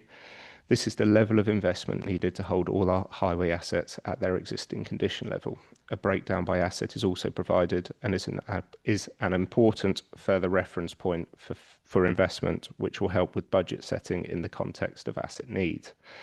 Other more operational improvements which have been proposed within the strategy include how we will repair potholes in an asset-friendly way to reduce unnecessary additional joints in the pavement, how we will prevent pothole patchwork quilts forming, a fixed time frame for emptying blocked gullies, clear criteria for assessing the condition of road markings objectively, and clear intervention criteria for cutting back encroaching vegetation on our walking and cycling routes. Over the next months, we expect to collect further suggestions and feedback about the documents as proposed, and we welcome the committee's comments on what is currently before them today. Thank you.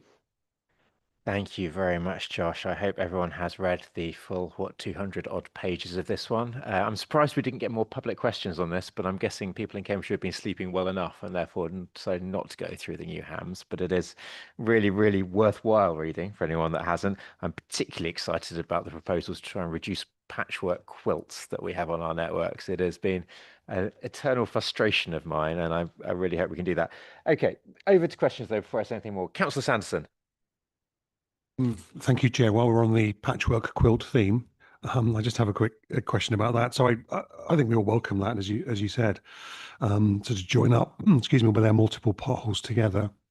But I think it would be good also to address areas where there are already lots of repairs required or underway. Is there something that we could do about that at all? Josh, thanks. So are you referring to sites that are regularly visited for reactive repairs? Okay. So one of the ways we look at addressing those is through the capital prioritisation process. So there's an update on that coming, but one of the assessment criteria within that process is how regularly that site is visited for reactive repairs. It then scores more highly as a result of that. Within our new asset management system as well, there is the facility to look at how regularly sites are being visited and then take a step back and maybe assess what could be done differently to kind of prevent that similar issue reoccurring. Thank you, Josh. Before we move on though, Josh, the document talks about reducing pothole quilts where there are two potholes within, I think it's 50 centimetres of each other. It also talks about how to do repairs, pothole repairs to the nearest seam. Reflecting on that, though, I think we probably do need to look where there are a large number of seams together, e.g. there is currently a pothole quilt. Is there any way we can address that in, obviously this is a draft of the document, looking at, where you've already got a pothole quilt, but there isn't actually a new pothole, we probably do want to be looking at covering as many of those seams as possible. Is that something we can look at for the final version of this? I'll just say yes for now, definitely. We'll take that one away and have a look at it. Brilliant. Thank you very much. Councillor Fane. Thank you, Chair. You mentioned the focus on potholes at the start. I appreciate we're trying to move beyond short-term repairs where possible. And indeed, when we look at the alternatives, we're trying to dismiss the idea of worse first potholes. But the fact is, for all of us, when we talk to our residents, it's very difficult to have a conversation until we've moved beyond potholes, which will be the first item raised. It is the one thing that they're aware of, that the County Council is responsible for. It sometimes frustrates me that when a section of road is resurfaced, people very shortly afterwards forget that it was ever a problem. When there are potholes, they do not. So it is something that we rightly focus on. I am concerned that it is undermining the reputation of this council at the moment. There are various surveys comparing different counties. I hate to mention it, but the Go Compare survey, based on data from the council, okay, this is done this year, but relates to data for 2022 to 2024, puts Cambridgeshire significantly the highest above Derbyshire in terms of the number of pothole reports received. It may just be that Cambridgeshire residents are better at reporting these things. I recognise that. And that even applies per mile of road as well. Now, we have to therefore consider whether we're yet ready to dismiss the worst first potholes. We all have in our divisions streets where potholes have not been repaired to the deadlines which are set out in this paper. The 5 days, 21 days is not, frankly, met. In fact, very frequently. So we have to look at how we improve the patching of potholes, sadly, because that is when our residents notice that work is being done. And without that, we cannot make our streets safe, including for cyclists. I'm concerned about cyclists cycling into, particularly in wet conditions where they can't see the pothole. And I'm just wondering what we can do, whether the data allows us to compare our results with other councils, whether we can learn from other councils in securing better performance, obviously from our contractors, including where the dragons or their equivalents are used, because our comparative performance with other counties is not favourable on that. I think before we move on to a system of planned maintenance, we have to just make sure that we are not saying to people who report the worst potholes, I'm sorry, a repair is not due there. And that could be the implication of the strategy on page 207. Thank you. A fair bit to unpick there. I'll try and address it all. So I think the first is, within the asset management strategy, there is absolutely still a reactive maintenance focus. So when we will respond to potholes, in what time frame, and how we will do that. But then there is a much more transparent approach to how we're looking at investing in planned maintenance. So to address potholes in the long term and prevent them occurring in the first place. So they're kind of two distinct in different areas. We're not prioritising the former, the planned approach at the expense of the reactive. That is still there, and that is still front and centre for our highway maintenance teams. What I would say is, we're looking at improving how we repair potholes in the first instance with regards to the materials we use and how we approach them. Going to the nearest joint means that you are not creating as many joints within the pavement, less areas for failure in future, and you are going to a sound surface as well. So that should hopefully improve the quality and prevent them reoccurring. With regards to customer reports, so referring to last year's data on customer reports, there was about 16,500 that were reported by customers. We repaired 52,000 potholes kind of county-wide.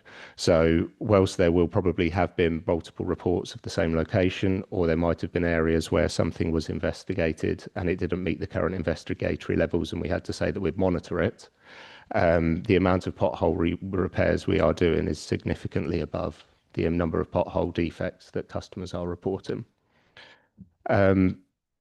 With regards to kind of potholes in general and kind of reputation, I think there is always a risk around kind of reputation for authorities, and through this kind of update of what is the HOS at the moment, we're looking to address that as much as possible, learn from feedback that has come from residents, and looking forward, hopefully that will have a positive impact on the authority's reputation. Quality of life survey was obviously referenced. Whilst 28% is still not where we want to be, that's a 7% jump in a year, and that's feedback directly from our residents within the most recent kind of NHT survey as well. Whilst we scored the same as we did last year, if you look at the granular detail, there are areas within highway maintenance related to potholes where we have had a significant point increase in the year as well. So I think there are some factors there that are pointing towards some positive progress forwards, while still work to be done. Thank you very much, Josh. Sorry, David, did you want to come in?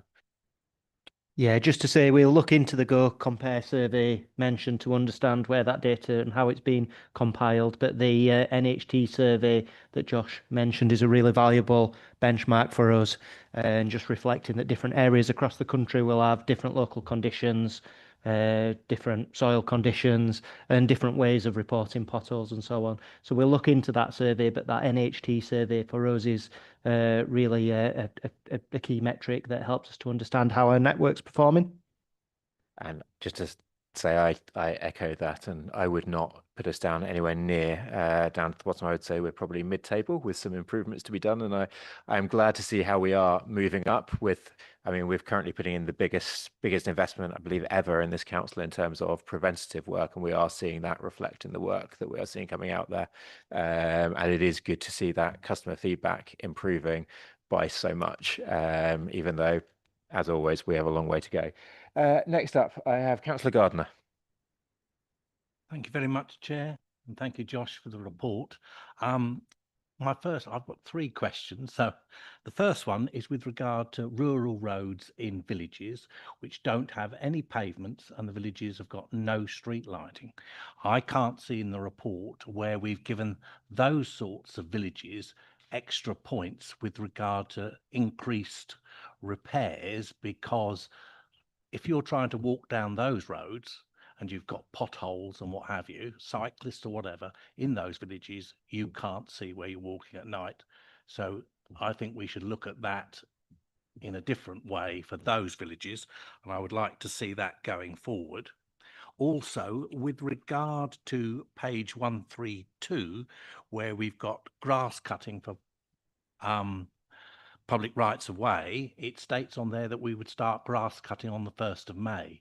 But I thought this authority had a no mow May policy, in which case I would suggest we bring that forward to the 1st of April so that you can at least get some done before the 1st of May. Otherwise you won't be starting till June. And then with regards to grass cutting of verges, I think we need to have a different category, whereas it states that we will cut verges twice a year in rural areas and I think 3 times a year in urban areas. But I think there are cases where we need to do that in a far more regular basis for safety reasons and visibility reasons. So I do think we ought to look at those junctions that we know can create problems with regards to high grass or overgrown hedges. So I do think we ought to look at that going forward. But otherwise, Josh, very good report. Thank you very much, Councillor Gardner, and thank you for having read it thoroughly, it sounds like. So you clearly slept very well last night. Brilliant. Josh, did you want to come back on any of those points, or are they just... Well, I think I will quickly, if that's okay. So I think in reverse order. Visibility splays, so they're cut 4 times a year as standard, and then if there are further reports or when it's assessed on an inspection route that it requires additional cuts, then that is a kind of a site-by-site assessment that would be done there. With regards to the grass cutting, no mow May, very good point. We'll take that away and have a look at it. The rural roads and prioritisation. Now, I'd hope that some of those would have been picked up through the active travel hierarchy consultation that happened recently, where they have been picked up and that feedback has been given. They would score more highly with regards to planned maintenance and capital investment through the capital prioritisation process that Barry will present after this. Yeah, I probably should have mentioned before this report that the next report is the capital prioritisation, which is the proactive rather than the reactive work, but we are currently in potholes and reactive work at the moment category. Thank you. Next up, I have Councillor Manning. Thank you, Chair. Just want to say this is a really brilliantly detailed report, which for the nerds amongst us was really good to read through for the last week. There's loads of data in here that you should be really proud of, being very transparent about. I'm slightly sad that as we're losing the HOS, you've lost one of my favourite diagrams from the HOS, which was an asset management systems diagram that you had in there that sort of gave an overview of all the bits that link into the strategy. So if we could dig that out and get it back in, because I found that quite a useful one for talking to residents. I think the only failing of this report, really, in my view, is that because it's a static PDF, it's quite there's a lot of data in there, and if we could find a way to present it that's kind of more accessible or easily accessible for residents, that would be good. I realise that's not going to be simple, and all the data is there, and it's very useful to explain to residents how complex it is. The question was On the, which is the kind of the key point about this, is especially with highways, it's about communication to the public. And I've noticed I'm looking at page 90 in the strategy, you've got a whole section about stakeholder engagement. I was hoping we could do something like when we do works in the highway on our assets, we can just do something as simple as putting up a little note on the nearest lamppost explaining what we've done and why we've done it in simple terms. Because I think I get quite a lot of queries around why was this road done and this one wasn't. And whilst it's quite easy to talk residents through how just because a road looks bad, it doesn't necessarily mean it is bad.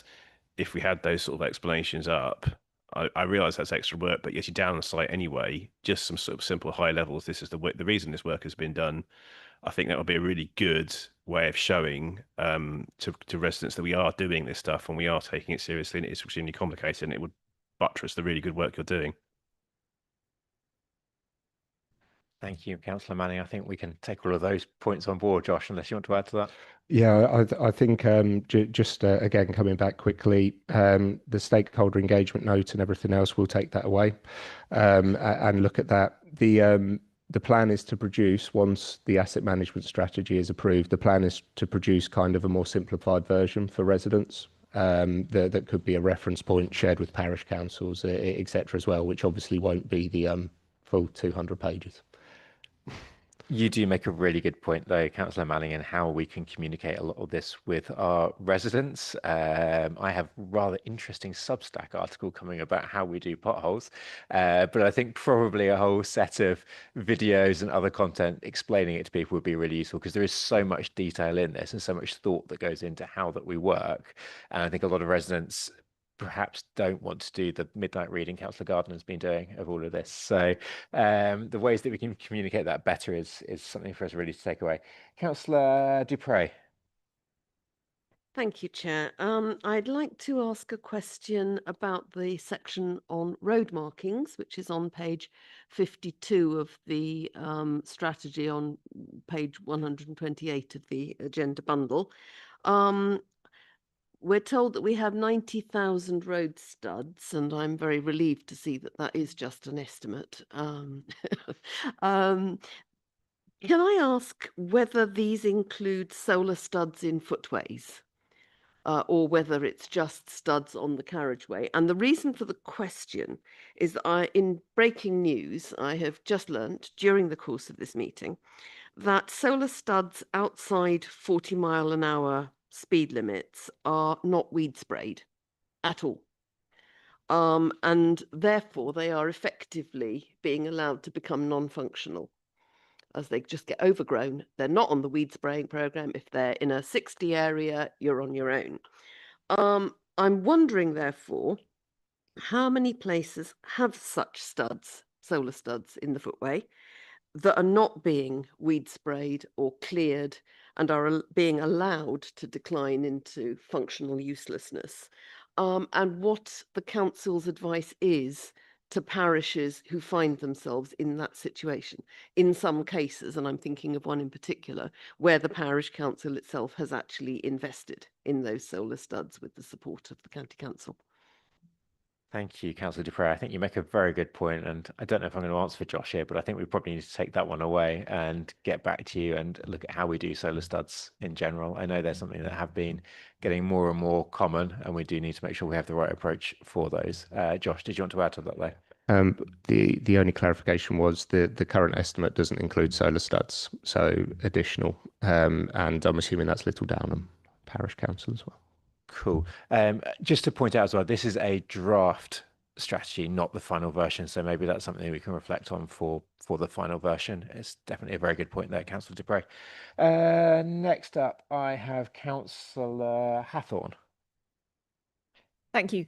Yes, this is excellent. It's really sensible, really thorough, and I encourage everyone in Cambridgeshire to have a look at it, because there is nothing better than reporting a highways fault, having the fault rejected, and then going back to the document and finding the line in the document, going out with your ruler, measuring it, resubmitting the report, and getting the report agreed. You know, this is the rule book. There are rules. If you disagree, this is where, when you submit a report, submit a fault report, and someone says no, it's not going to be fixed, you can actually go back to the rule book and you can fight your cause. So this is a great document.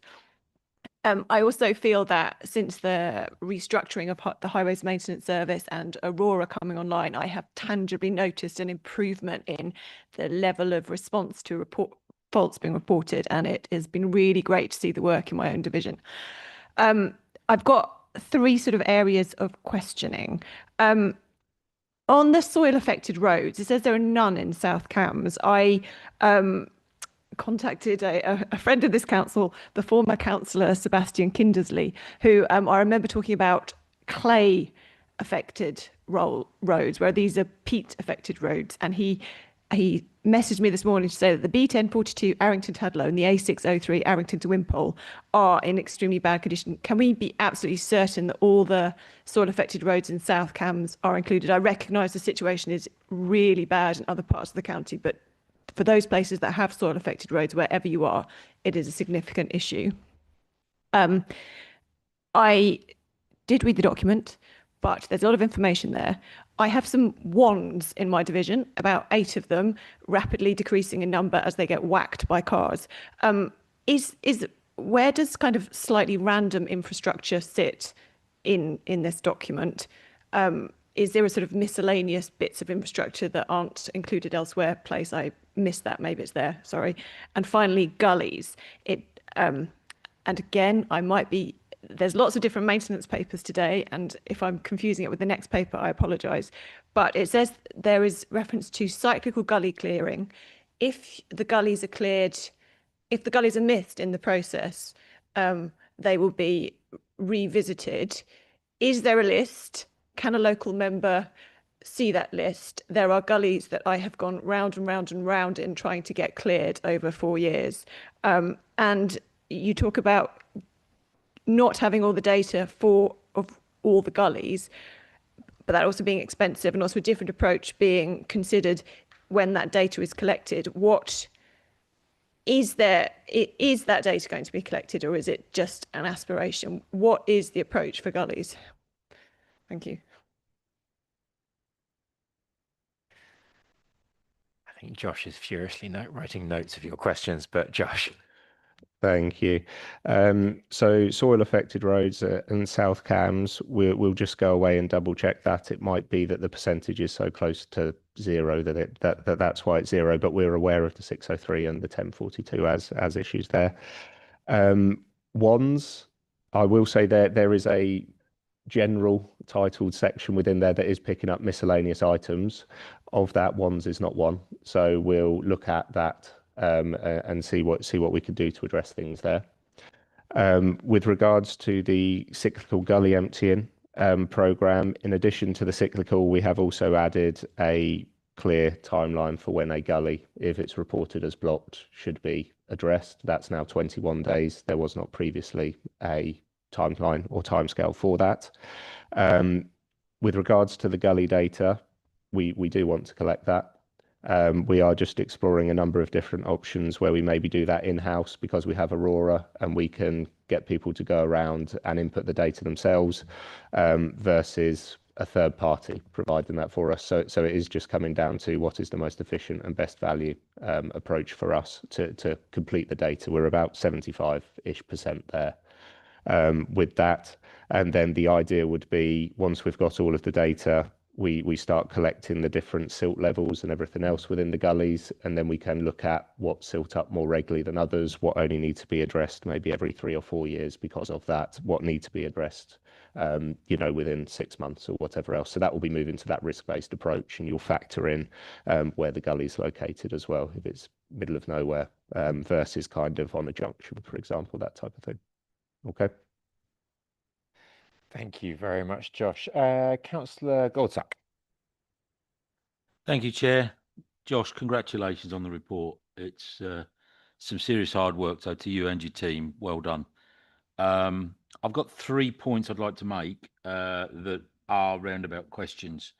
One, when we go into road closures through repairs, I've mentioned this to you, I've mentioned this to David before. I have real issues where alternative routes are taking traffic onto peat damaged roads. I think that's something that needs to be looked at. There is a particular style of driving on a peat damaged road. For those that do it regularly, you'll know that you straddle the white line unless there's something oncoming, et cetera, because the edges are so bad. Now, you've done yourself no favours because you've done 2 brilliant repairs to Great Fen Road and Prickwillow Road in Isleham, which I thank you for. So now everybody expects all the peat damaged roads to be that. My point I'm making on this, my first point, is that when it becomes the alternative route, we're sending people that don't regularly drive on peat damaged roads on a very convex or concave, whichever way round it is, always get it the wrong way round, on a very upturned road, and speed and frustration because they've been diverted all come into play. So I'm asking again, this is a draft report, as you say, that this is something that's taken into real consideration, that we review our default alternative routes. And to pick up somebody's point earlier, I think it may have been Councillor Gardner that said about being parochial. We're all parochial because that is where we learn. This is where we know about what we're doing.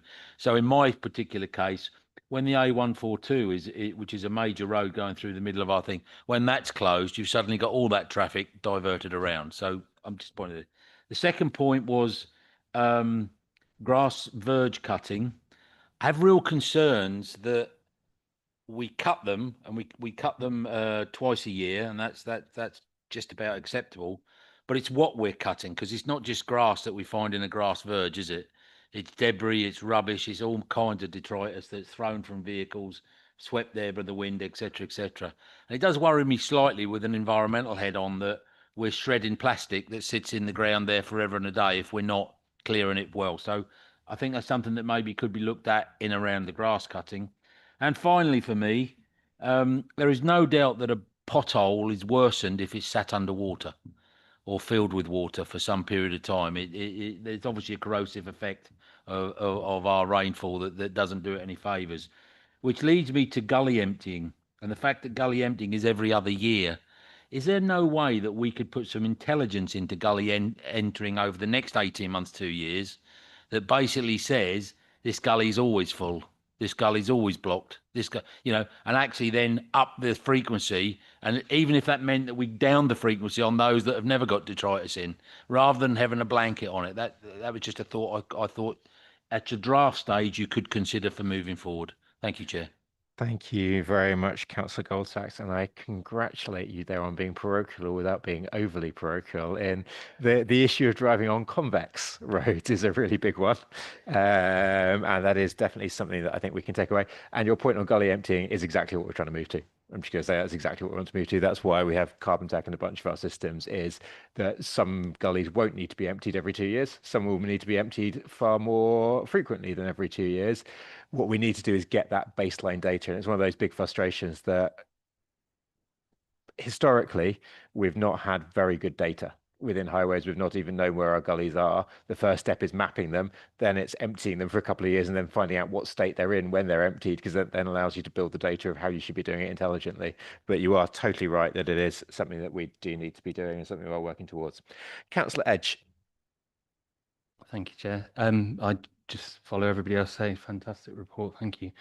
I'm going to come back a little bit to preventative and worst first, and actually share an example, I think, of a patchwork quilt that has been properly patched, and it has been a massive improvement. And where I'm coming from with that is obviously there's a real balance between reactive and strategic kind of planning when we're looking at the life cycle, and if we're doing patching and we're doing it really well, that might already be on a road that is planned further down the line for some strategic work, and I'm just kind of questioning whether we're kind of picking those kind of scenarios up frequently enough, because they might not need to be part of that strategic plan again moving forward, because that corrective patching work that might have been done through the reactive teams kind of changes the scenario. I think we're going to pick up a lot of this in the next report. But Josh, do you want to come back on that? Yeah, thank you, Chair. Yes, so what will happen throughout the process of looking at if a road is suitable for capital investment or if it's best suited for capital investment. So we have condition data. So that would pick up the profile of the road. So if it had been patched before the condition data was collected, then it would obviously have a better ranking or rating than if it hadn't. When we are looking at which schemes to potentially then take forward, we'll check orders that have been raised, what's been delivered on site and everything else to see if there have been any repairs that have been undertaken, and also visit site. So there'll be that kind of checks and balances there to make sure that where we're investing our money, it really is to get the maximum return on investment, because definitely if patching has been undertaken in some cases, then that means that it won't need a full resurfacing. Thank you very much. I've got Councillor Dupre again. Councillor Dupre. Sorry, I was assuming from Councillor Goldsack's remarks that we had moved from questions into comments, and I was wanting to say something. Yes, like everybody else, I want to say thank you very much, Josh, for a really excellent report and some stunningly good work. It is worth noting, as you said, Chair, the improvement in public satisfaction, albeit from a very low base with highways. And I know what a difference that additional resource is making locally in terms of improving the highways and public perception of what's going on in highways. Before I say what I wanted to say about soil affected roads, I wanted to pick up a couple of points from one point actually, because you dealt with the other, from what Councillor Goldsack said, and it is related to soil affected roads, which is about not diverting traffic onto soil affected roads. It depends where you live, I guess, but I'm struggling to see in some places how you could do that. The 142 between Chatteris and Ely is a soil affected road. The A10 from Ely north to Littleport is a soil affected road. The A1123 from Haddenham down to Erith is a soil affected road.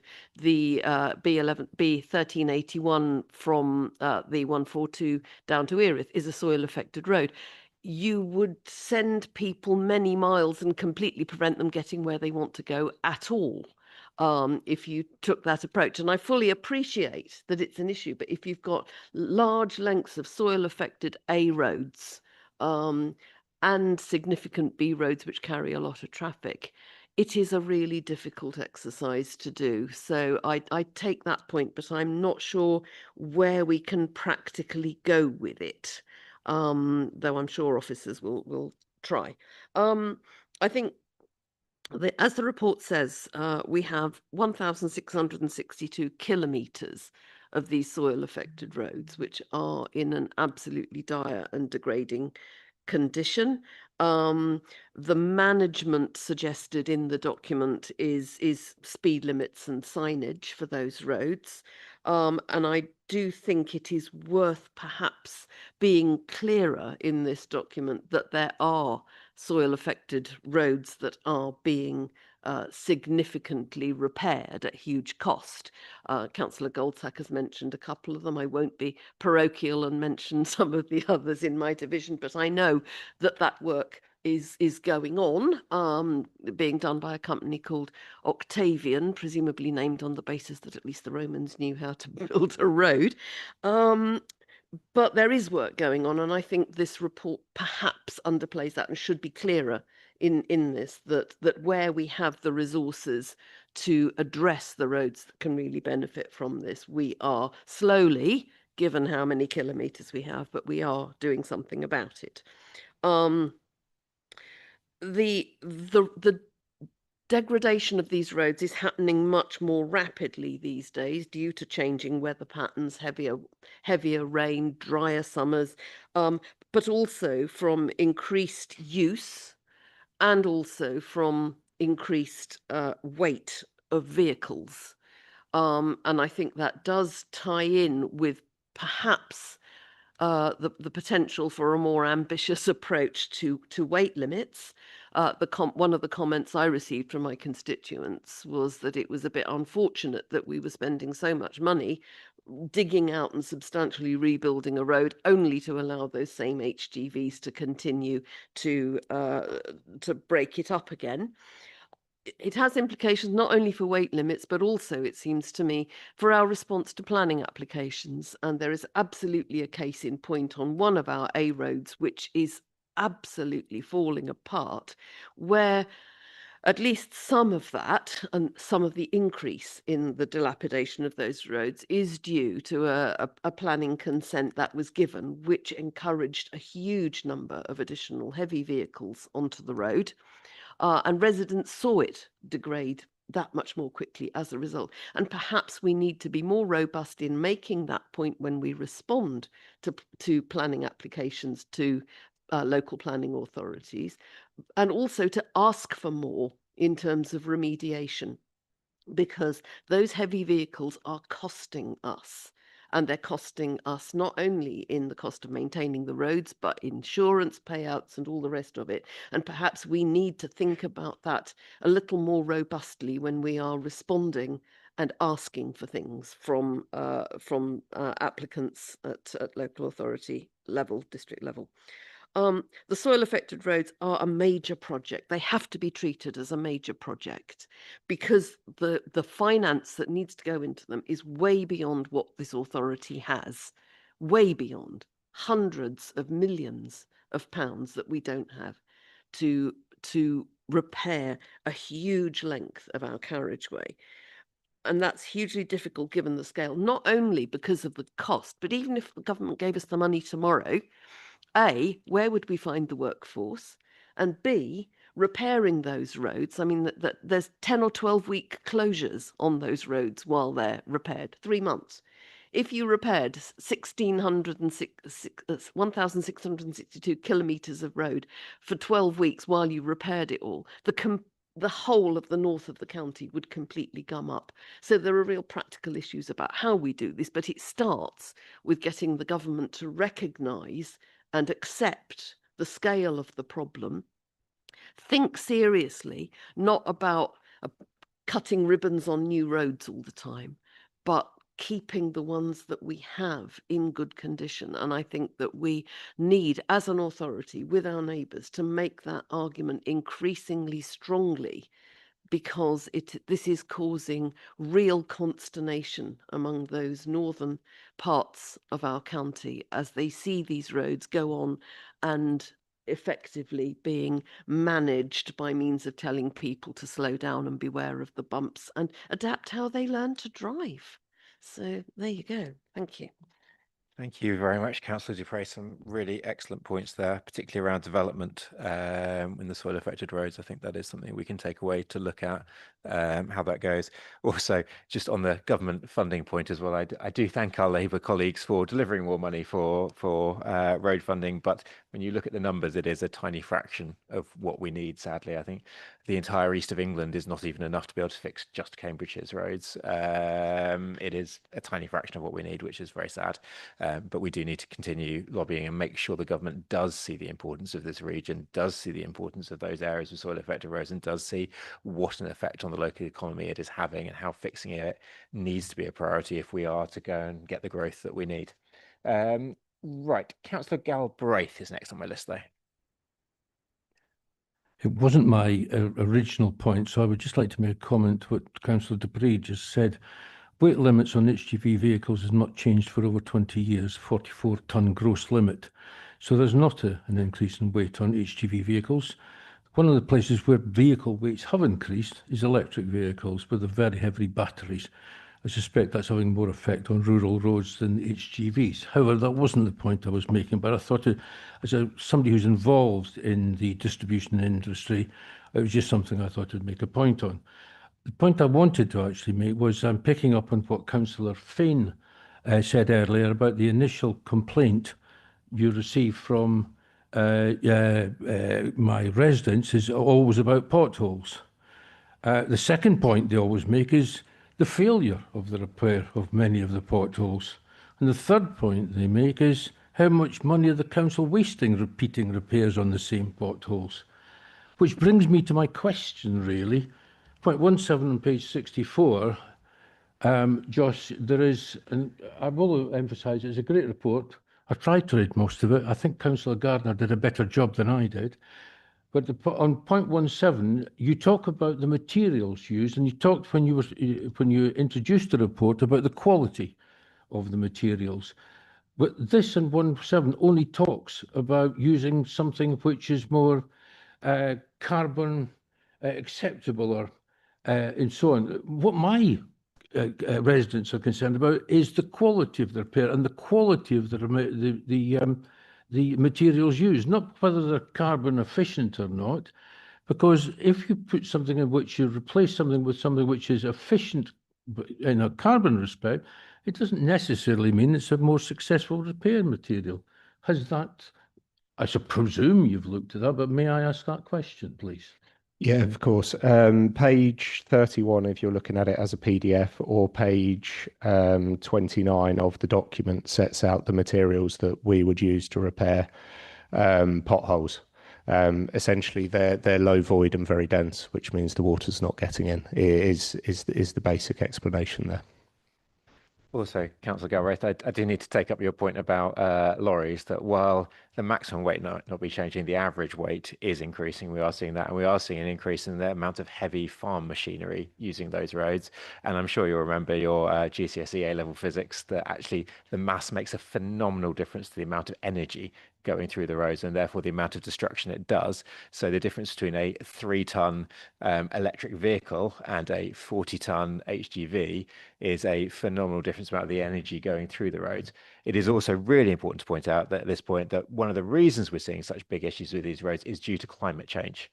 It is due to the peat soils being affected by prolonged droughts and then prolonged wet spells. And that is what is causing them to move. And that's what's causing the breakup of the roads. So I understand your points, but we do also have to be aware that climate change is real in this region, and climate change is having a really dramatic effect on our roads and on our residents. And we need to make sure that we are addressing that, even if you personally, I know, perhaps don't feel quite the same way, but it is there.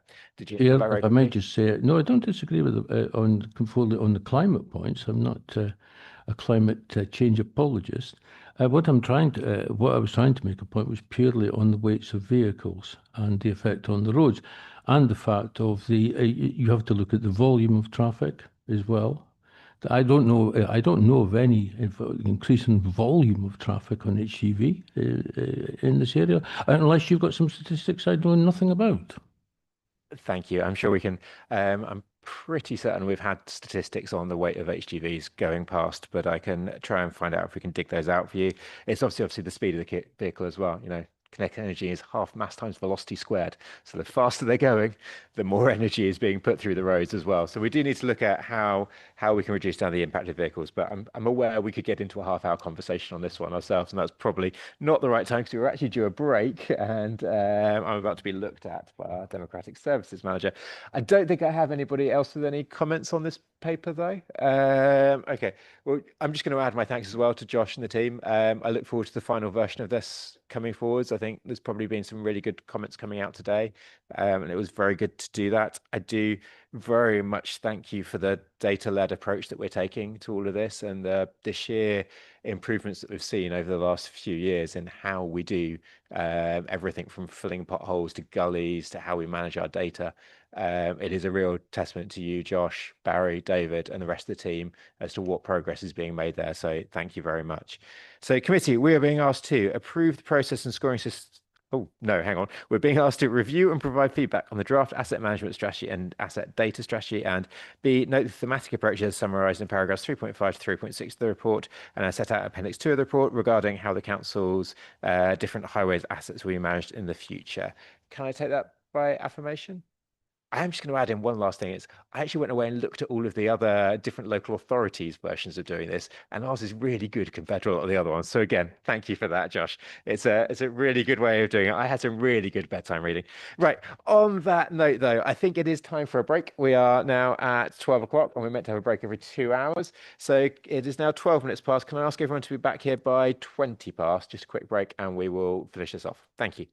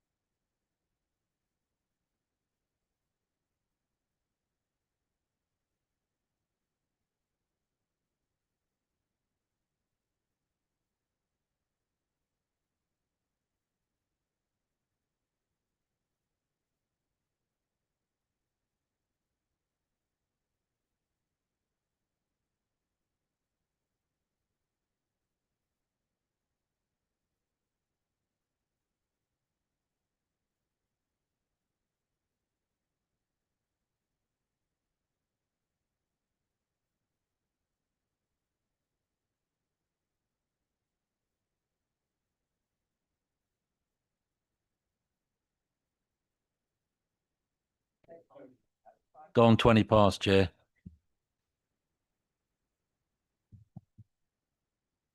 I know, I said it's well gone 20 past, Chair.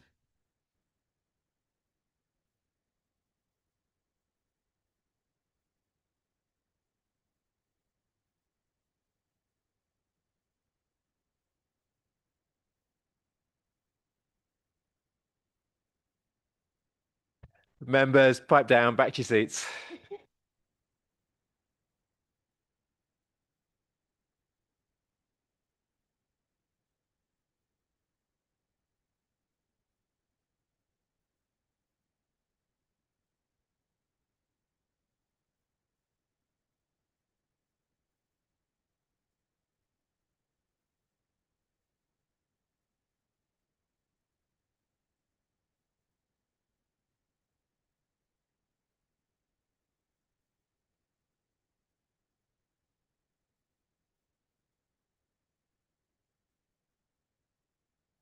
Thank you very much, members, and thank you, Councillor Goldsack, for keeping me honest on timings, and for everyone else. Right, members, I am going to do again something slightly unorthodox, which is I think we need to move one of our committee papers forwards. Unfortunately, our executive director has to step out for a minute, so I'm going to propose that we take our finance monitoring report first. So that's item 9. So as long as nobody has any issues with that, looking around the room. Okay, Frank, that's our item 9, our October financial monitoring report. Frank Jordan is our executive director of Place and Sustainability. Frank, over to you. Okay, thank you, Chair. Good afternoon, members. So as the Chair just outlined, this financial monitoring report provides the forecast position as of October.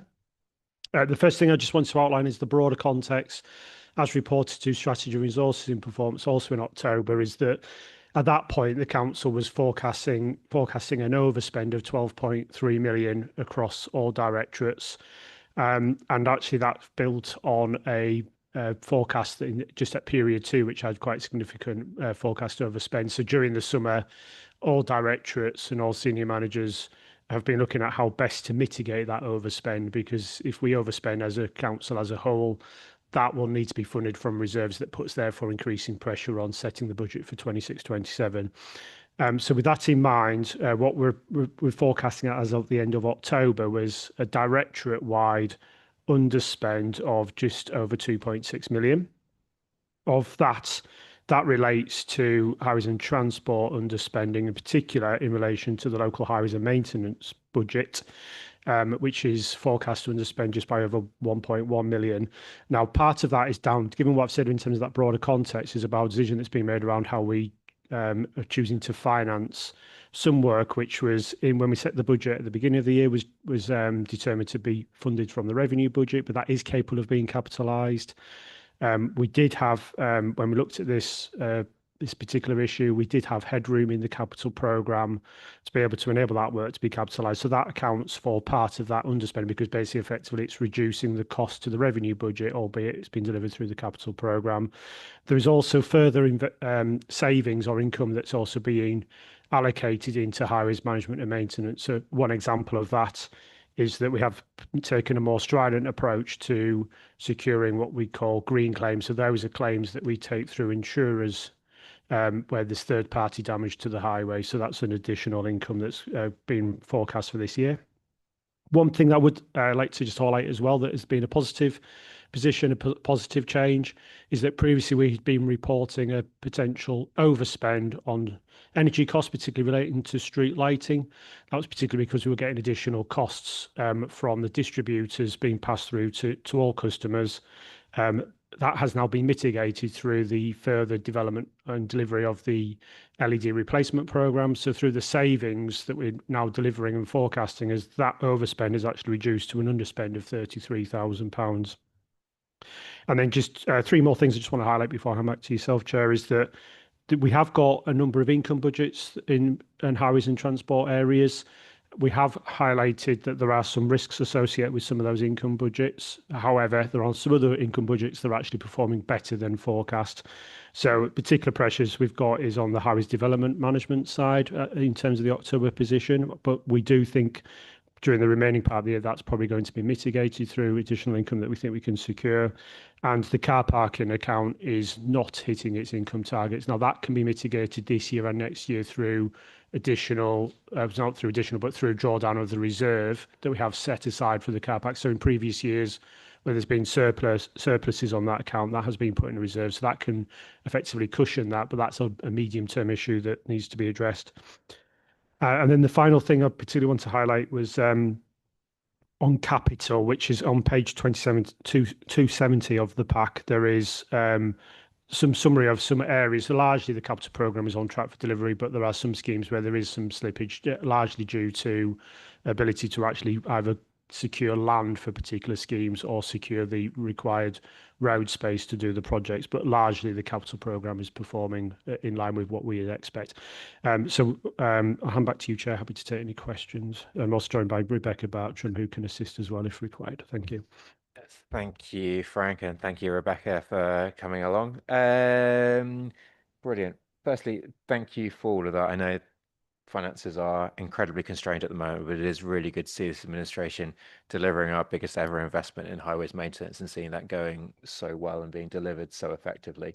So firstly, thank you for your management and oversight of all of that. First on the list, though, I've got Councillor Manning.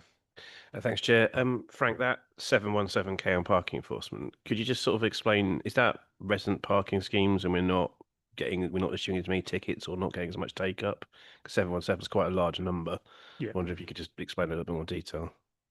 Yeah, so thank you, Councillor Manning. So whilst it's called the car parking account, actually, it does actually have a range of different income streams which come from enforcement. So there'll be income from residents parking schemes. There's pay and display income from car parking. Then there's the enforcement income that we get from where there's contraventions. But we've also got income in there coming through things like bus lane enforcement as well.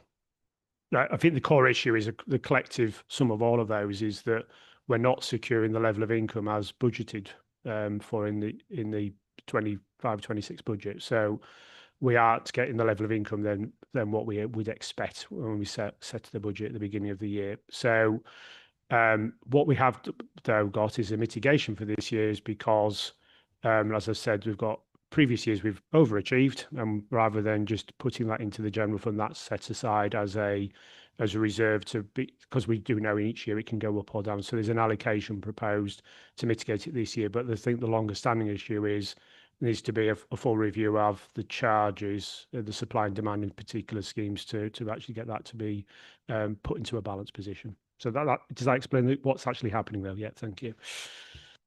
Thank you very much, Frank. Yes, Councillor Goldsack. Just a quick one, please, Frank. And as it's in the report, it's about street lighting. I see that we've got less of a pressure than we thought. We've got an underspend of 33k. Are you aware of the growing discontent with the new installed LED versions where they are significantly darker and they're actually leading to society issues? I've had 3 complaints in my ward about the very same issue. I'm dealing with Balfour, who I have to say are being very responsive, compliment. But I'm just saying that the overall proposal there that could come under more pressure if we've got to do some retrospective work in there where the lighting. One example is, and I know this sounds very trivial, but you imagine the knock-on effect of social discussion, shall we put it, on social media pages, is the ability to see one's dog's waste in the dark because they're now so light. It's now so dark on the paths on which they're walking. So yes, we are aware of the feedback we're getting as we implement the LEDs in terms of the street lighting. So we have had a mixture of feedback. So we've had some positive feedback as well as less positive, as you've outlined, Councillor Goldsack. What we do when we do get the feedback is we do engage with residents, with parish councils, and there are things. So within the budget, particularly in the capital budget, we had put some provision in for additional lighting to be installed if that were to be the solution. We're also looking with Balfour Beatty to do some further work around, in addition to looking at more lighting columns, making some further changes to the actual lighting types that are installed as well. So in this year's budget, we've got ability to respond, but clearly setting the budget for next year, we need to consider whether we need to put more of the capital budget aside to address that issue as well. Yeah. Thank you very much. Anyone else? Nope. Okay, then. So we are being asked to, sorry, let me flip to the right page. Review and comment on the report, which I believe we have done. So thank you, Frank, for that. So we'll now flip back, and Barry, you're still in the room.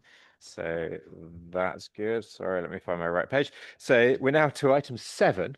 Sorry to say. Item 7 is a report on the prioritization of the Highways Capital Programme presented by the Asset Strategy Manager, Barry Wiley. So Barry, over to you.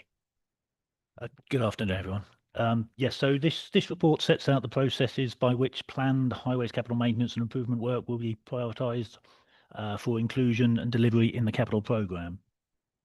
The process as set out in the report was used to prioritise the 25-26 programme, and this paper includes a few improvements from the first round of use. So the proposed prioritisation process continues to provide an objective and transparent method for the formulation of the Highways Capital Maintenance Programme. As I mentioned, the process broadly follows the same course as last year, where all assets are initially considered, and then those meeting or exceeding a certain threshold. An example might be the age of a traffic signal. Everything that meets that age is then included in a long list of potential schemes. All of these schemes then go to the next stage, where they're scored against the criteria that are set out in the appendices, and they are then ranked and prioritised. The highest ranked schemes are then developed into a short list for final coordination and programmed for delivery via the capital maintenance programme. And that programme is brought to or proposed programme is brought to the March 2026 H&T Committee.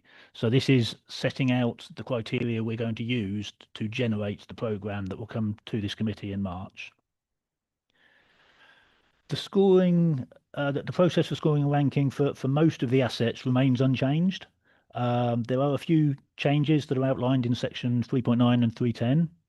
And those key changes are: we now have a more objective carriageway condition score and an assessment of the rate of deterioration of the roads based upon our latest Scanner Highway Condition Survey. We have now incorporated the recently adopted active travel hierarchy. Busier roads, so those strategic roads, main distributors and secondary distributors, will have a higher weighting in the scoring process. And we've removed some criteria where everything effectively scored the same. So an example was within the public rights of way prioritisation process, there was criteria that said yes or no answer, does it meet the aims of the rights of way improvement plan? And basically everything does, everything scored yes. So it was those types of measures have been taken out. The next steps, if approved, this process will be used to generate the capital programme for 26-27. And the proposal is to develop a fully funded programme for year 1, being 26-27, and an indicative programme for the following 2 years. In the period of January to March, in the new year, we will engage with members to make them aware of what work has been prioritised in their area and commence the planning and design work for 26-27. Accepting that the full programme won't be approved until March committee. The process that we've discussing will be presented to all members in January 2026, and a briefing session is planned again for all towns and parishes, parish councils, as we did last year. And that's the end of the update on the paper. Thank you. Thank you very much, Barry. And I'm just going to say thank you to you again at the start for all the work that you've done on this. It's really great to see our capital prioritization process move from something that was, dare I say, it's slightly subjective, to something that is far more evidence-based that we can all understand. And I'm sure today we can debate exactly which criteria we should be using, but it's really good for us to be able to do that openly and actually have a clear, transparent process. So thank you very much for that. Councillor Manning. Didn't think I was first. Thank you, Chair. Just thanks to say thanks very much for the. I was looking at the shifting process diagram you've done. I love a good diagram, and that is really good. I wonder. I think you kind of covered it in your introduction, actually, but I think the thing that just could be added to that diagram is something that it kind of explains. Everything there ends up with a statement essentially saying the schemes are delivered in the appropriate year. which obviously begs the question: if a scheme's is going to be delivered in 3 years' time, and this process reruns, is that scheme always going to be delivered in 3 years' time, or is there a re-ranking? I think you can see where I'm going with the question. There's kind of a little loop that needs to be at the end of that somewhere to explain how that all works. So I think at the moment, presently, we're producing an annual program of works, and this year we're looking to produce a year 2 and 3 as well, albeit indicative. I think what I would like to work to is producing a rolling 3-year program of works, so it is fixed, and we're just then reviewing year 3 each year, so it comes forward as it were. So year 2 next year will be year 1 the following year. There will be surprises that happen during the year, sudden failures that we'll need to address, but ideally we'll have a good forward visibility of the 2 to 3 year program. Thank you, Barry and Councillor Manning. Anybody else? No? Oh yeah, Councillor Hathorn. Sorry, I'm just trying to work it out in my head and I find it slightly confusing. So there's a safety ambition 2.3, proximity to vulnerable users, and it talks about daycare centres, care homes, shelter. That looks very sensible. So where do high streets, I'm sure they do fit, but I'm just trying to work it out. High streets are obviously a place where lots of people want to go. What does that come under in the criteria? So there'll be 2 sections there. So we have something called a maintenance hierarchy, which assesses the level of traffic that uses a particular road, from the strategic routes being the busiest down to the local access being the smaller cul-de-sac. So it would have an effect in there. There's also a criteria, and I'm trying to do this from memory now, that says it's basically traffic generators. So we have the vulnerable facilities, which is individual vulnerable facilities, but there's something that says something along the lines of hospitals, schools, and shops. I can bring up the appendix to have a quick look as to which one that is. Bear with me one moment. No, I can't. I think, yeah, I'll have to. So it is in there, yeah. Yes, it is in there. Yeah, absolutely. It's one of the criteria that's hospitals, schools, shopping centres, and that kind of area. That's brilliant. And could I just quickly come back on one thing? And in terms of schools, village colleges, obviously, but I guess they don't have younger children, but they're obviously very large centres. Do they also get ranked quite highly? Absolutely, yes. Yeah. So, Ros, it's the access to local amenities is the heading it's all scored under. Thank you very much. Councillor Dupre. There's just a very minor point on page 204. The table talks about road conditions, road condition data banding, but in the green row, it says pavement is not considered for maintenance. Is that specifically pavement? Or No, pavement is the term for roads in a technical way, which always gets confusing for all of us. Thank A pavement is not a pavement. A pavement is often a road. Could, for the avoidance of doubt, would it be possible to say something like surface? Barry is nodding. So yes, that one has caught me before when I thought we were talking about our pavements, and then at the beginning realised that actually no, a pavement is a road, and our pavement management system is a road management system, not a pavement management system. Highways likes to be confusing and make sure that you look like you're on your first day at all times. Anybody else? Yes. Anybody else? Nope. Okay, thank you then everybody, and we are being asked to, and I'm going to say this now, that this will lead to a set of schemes coming through and being prioritised, and you're not allowed to come back to me and be parochial and say, why isn't mine in there? This is the scheme of how it's done. But thank you very much for commenting on this. We are asked to approve the process and scoring system for the prioritisation of planned capital maintenance schemes from the 26-27 financial year onwards, as set out the report and appendixes 1 to 4, and delegate authority to the Executive Director, placing sustainability in consultation with the Chair and Vice Chair of the Highways and Transport Committee to make changes to scoring criteria set out in the appendices to the report. Can I take that again by affirmation? This is brilliant. Okay, that's passed. Thank you very much, everyone. Okay, so we're going to skip back again. The final item on the agenda is item 10, which is the committee's agenda plan and appointments. Firstly, are there any comments or questions from members or officers? Councillor Manning? Sorry, on the agenda plan, aren't we? Can I just check that in the agenda plan we've got future procurement plan term service contract? Is that the M Group contract we're talking about there? Yes, that's correct. Brilliant. Anybody else? Dupre? So when are we seeing the report that we discussed today coming? I believe that's again? January. That will be January. Next right, committee okay. meeting, yes. Anybody, anything else? Okay. Finally, then, we have a few appointments to make, and the Democratic Services Manager, Nick Mills, will speak on these. Thank you, Chair. Yeah, there are 3 bodies that need appointments, with 1 member to the A47 Alliance Steering Group, 1 member to the Fenland Association for Community Transport Board, and 2 members to the Local Access Forum. We have a nomination for the A47 Alliance Steering Group, which is Councillor Beckett, and 3 nominations for the Local Access Forum with Councillor Bradnam, Fain and Rees. But I don't know if there's any appointments, nominations for the FACT board, which preferably should be a Fenland councillor. I believe not. So, oh, Councillor Galbraith, you're nominating yourself. Okay. Brilliant, thank you. Okay. That's helpful. Okay. So that's okay. So we have 3 nominations for the 2 roles on the Local Access Forum. Yep. Do you want to outline who those nominations are? It's Councillor Bradnam, Councillor Fain and Councillor Rees.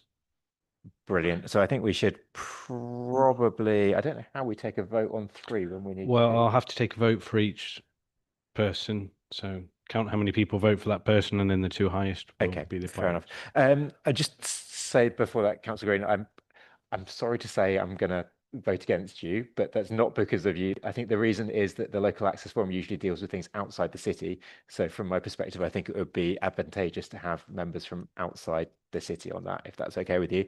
But let's take a vote. So can I see all those in favour of Councillor Bradnam?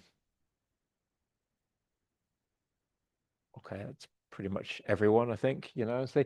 Then who else did we have? We had Councillor Fain. Can I see those in favour of Councillor Fain? Okay, that's, I think, unanimous as well. I don't know how we do. Do we now have to vote for Councillor Green? But I think we've said unanimously for the other It was two. Councillor Rees, but as it's unanimous. Sorry, Rees, sorry, not Green. I think we're probably okay. Okay, I think we're okay on that one then. Okay. Thank you very much then, members. So the next committee meeting is scheduled for the 20th of January, 2025. I do just want to say thank you to everyone again. I mean, I think a lot of the public think that we disagree and argue on absolutely everything, but that is 2 committee meetings in a row where we have all actually worked together and agreed on everything. So to any journalists that might be watching, we do work together. And thank you very much to everyone on this committee. I really appreciate all your input. Thank you.